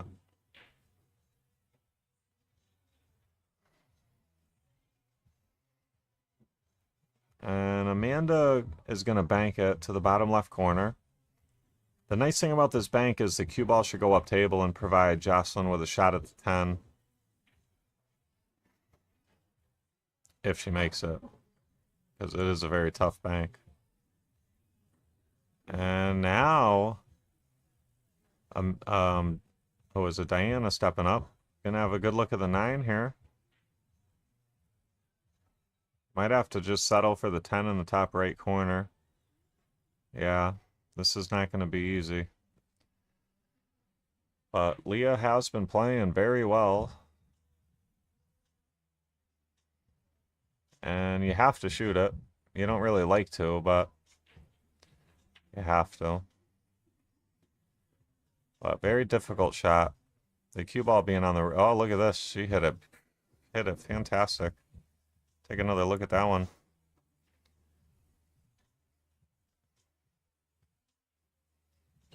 Great shot, Leah. And that ties us up 3-3.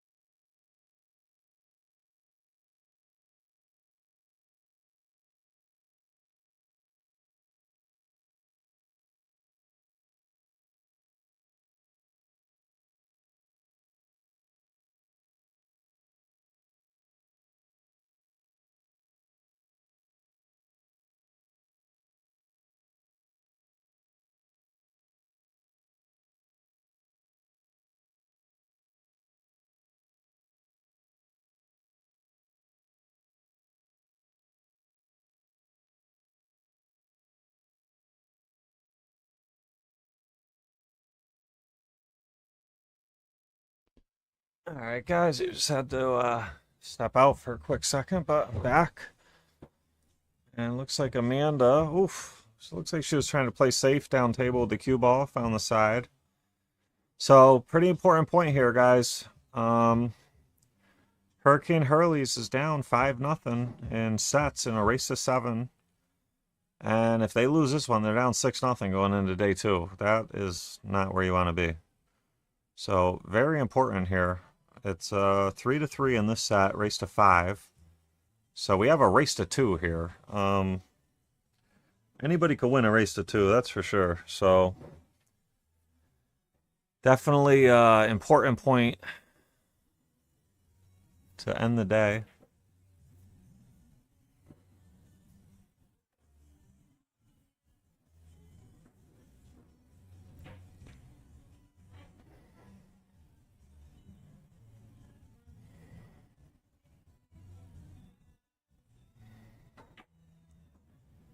Diane tried to masse around the 9. Fouled. Are they on 2? Or who? Amanda? No, that was Amanda that scratched. Okay, no. Okay, so start with the 1, then you got the 2. 4. Yeah, the 5 ball is going to be tricky.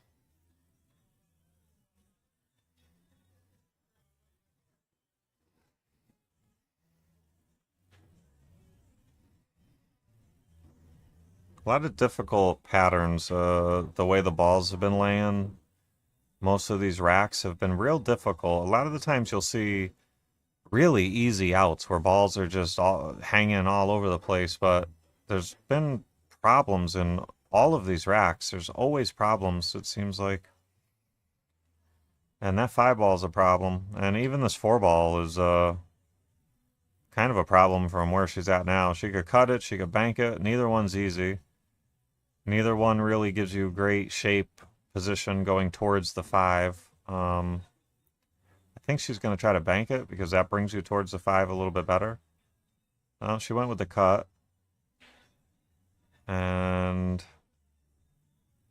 going to give up a look here, but I don't know. Leah could try to pocket the 4 in the top right corner and leave the cue ball around where it is now. You know, like draw it back off the rail and try to leave her partner a cut on the 5 in the side.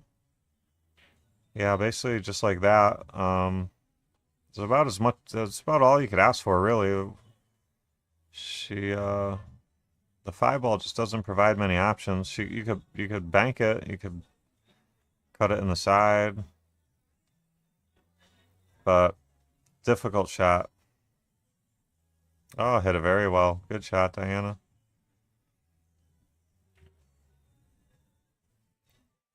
So Leah's got to look at the top left corner, but it's not easy. It's very missable. And you can't let the cue ball just sit on the right long rail. Oh, great shot. Speared the 6 in, got way off the rail. Got so far off the right long rail, she got to the left long rail. But it's much better being on that rail than the right one. And Diane, great shot there. Might have overhit it a little bit. Yeah, overhit it just a little bit. Leah does have a cut in the corner. There is a lot of scratch potential here in either side pocket. All right. And it was a very tough shot. And now Jocelyn or Amanda, one or the other, is going to step up with a great look at the 9, and the 10's pretty much hanging to get him on the hill. Oh, maybe. Okay, they're talking. Maybe double checking whose shot it is. Would hate to do something silly, rotation-wise, and foul in a spot like this. So looks like Amanda's gonna shoot the 10 here.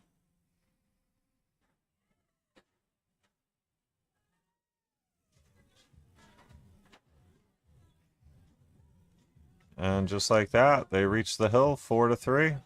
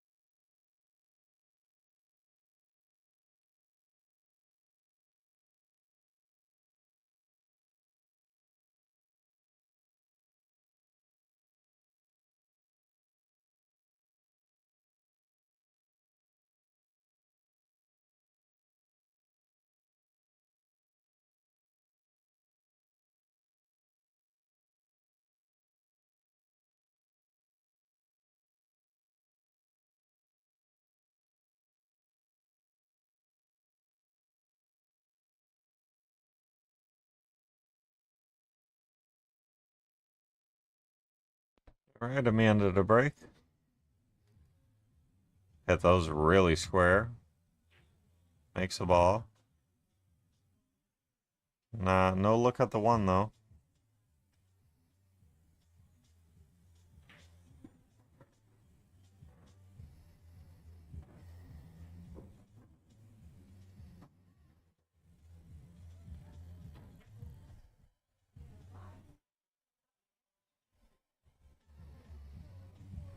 So Jocelyn pushes.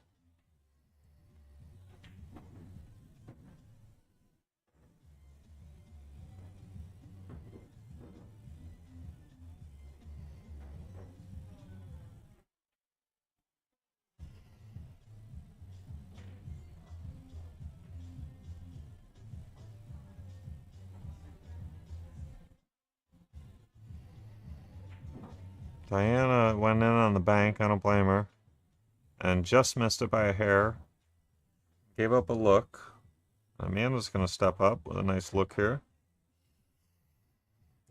Draw back a little bit for the 2 in the bottom left corner.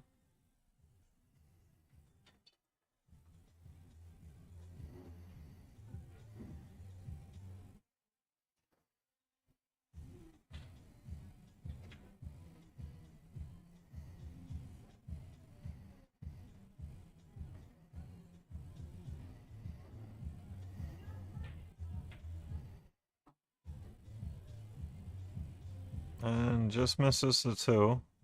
Trying to force that cue ball over for the 3. Caused her to miss a 2 ball, but she left a shot on it, but it's tough. It's really hard to make the 2 and get back for the 3 ball here. There's just not much angle. You have to like spear it in a million miles an hour. Yeah, this is better. Now Diana's got a... She could bank the 3. She could play safe. The problem with banking the 3 is it's hard to get a look at the 4 next. So I don't know if she called safe and played behind the 10, or if she called the 3 and tried banking it. I'm not really sure exactly which one. It could have been either or there.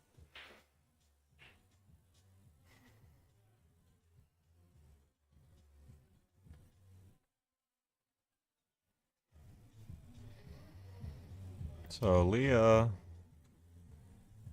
I don't know what she can really do with this. Can't really take the corner because of the scratch. I don't think you can cut it in the side. We've seen this same shot come up like 3-4 times today, where you're just at that weird like 50-yard line where you can't do either one.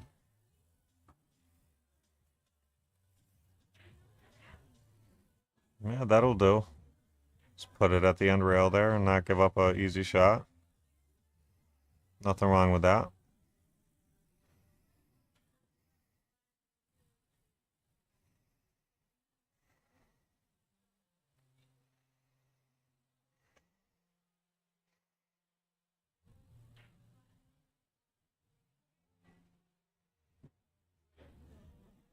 So she wanted to block her with the 7 or the 10, and she found the window, but didn't give up an easy look. Diane could put the cue ball bottom rail behind the 9-10, like bank the 3 like this way, and try to put the cue ball like over here. Have an object ball on one side and use that 9-10-7 cluster as blockers. There's a couple different safeties here, but that would probably be my favorite one. Yeah, just like that. She overhit it a little bit. Might get safe behind the 7. Maybe gave up a look to the top right. Maybe definitely the top left. Maybe the top right. Okay, makes a good hit. And I don't know if that 3 ball passes the 8. I don't think it does. I think we're going to see a safety here. Maybe try to get the cue ball behind the 8. Good shot, Leah. Good shot.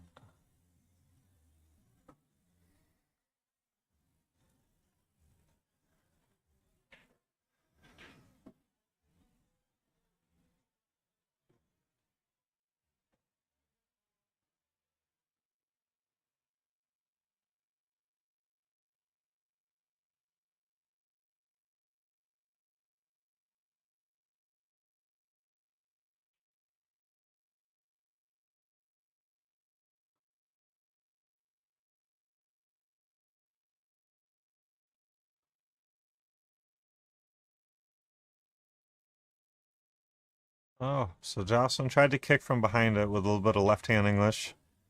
She didn't get enough left-hand English on it, and the cue ball came out a little flat. And that caused her not to make a good hit. So now Diana's going to start with ball in hand. And they'd love to run these out and try to force Hill here. But there's a little work to be done here. 3, 4, 5 are all pretty doable here, center table. But then you have some work going from the 7 to the 8 to the 9. You're going bottom table, up table, bottom table. So that's where it's going to get tricky. Even 5 to the 7 is probably going to be a little challenging from where the cue ball's about to be.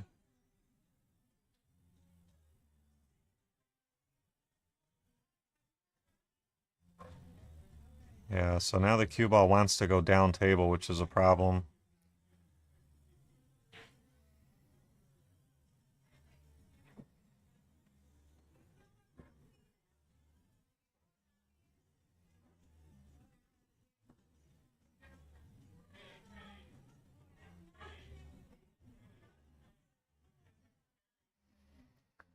So maybe a cross-side bank stop shot, and then she leaves Diana a thin cut on the 8.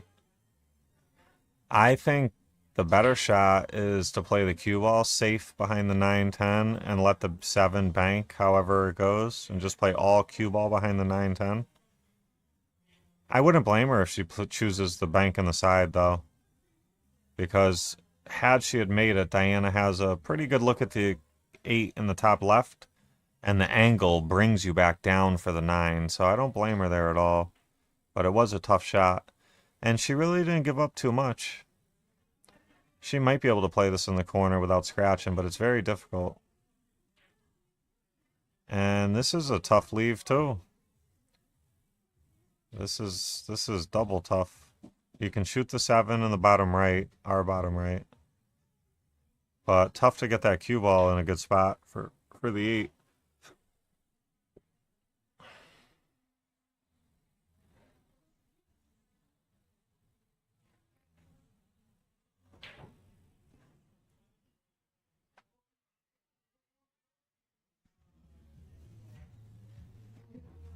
Not a bad attempt. Just a little bit outside. And left whoever's coming up here, who's it's Jocelyn, left her very tough. I don't know if she can... I don't think she can try to shoot this one in the top right corner. I think the scratch on the side is in play there. She might be able to get out of the scratch and shoot it in the corner, but it's tough. And it's really borderline. You'd have to put some like high left on it and pray you hit the point.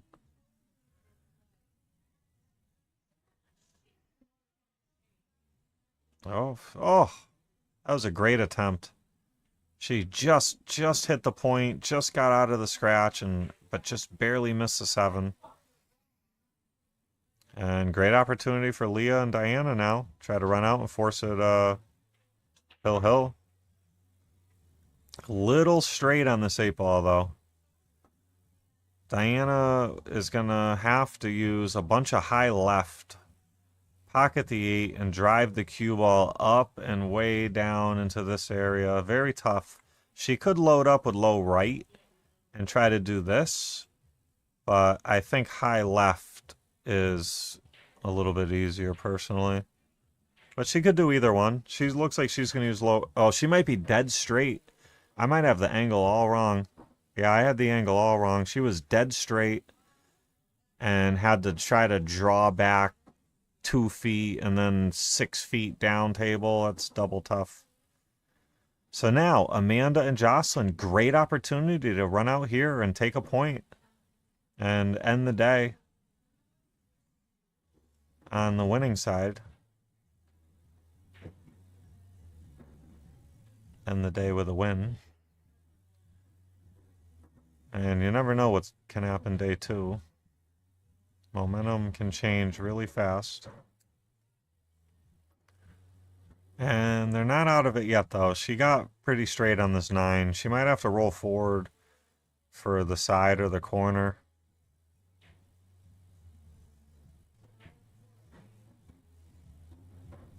Oh, she was trying to cheat the pocket so that she could bring the cue ball up for the 10 in the corner. And that caused her to miss the 9. But she missed it well. She didn't give up much. If Leah is feeling froggy, she can bank it up to where she's standing at.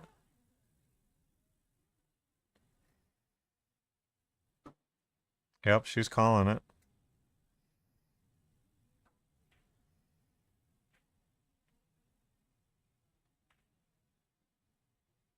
Oh, I think she changed her mind and went with safe.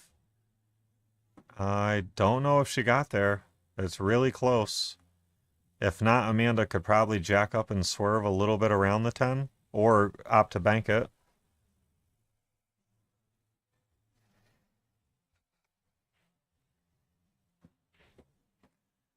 Yeah, that was tough. And is she going to give up a shot? Yeah, I think she did. I think she gave up enough for the 9 to be cut in here in the bottom right. And Diana's going to try to make this 9 to force a hill here, to run out and force hill. Oh, she might overcut it. Wow, she did. She overcut it. She hit that ball really thin. And now Jocelyn with a chance.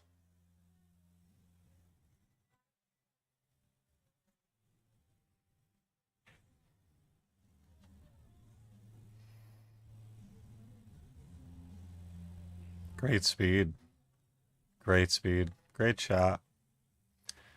And now Amanda looking to pocket this 10 and put their team on the board.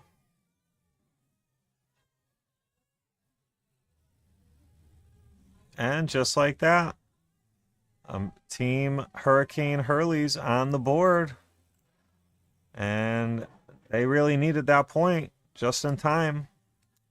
And that's going to conclude day 1 coverage here of the Palmer Byrd Cup. Day 2 will start tomorrow at 3 p.m. It's Racks in Vernon, Connecticut. If you're not local or around, you can watch the stream here at the Make a Score Tour page on Facebook and YouTube. Thank you all for watching. I hope you enjoyed the action today. And like I said, we'll be back tomorrow, 3 o'clock. And we'll catch you all then.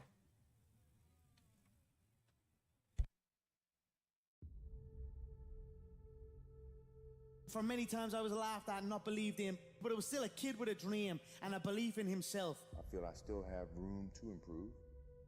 I still set goals for myself to strive for. I'm never complacent with what I've achieved. We have money, we have everything, we have fame.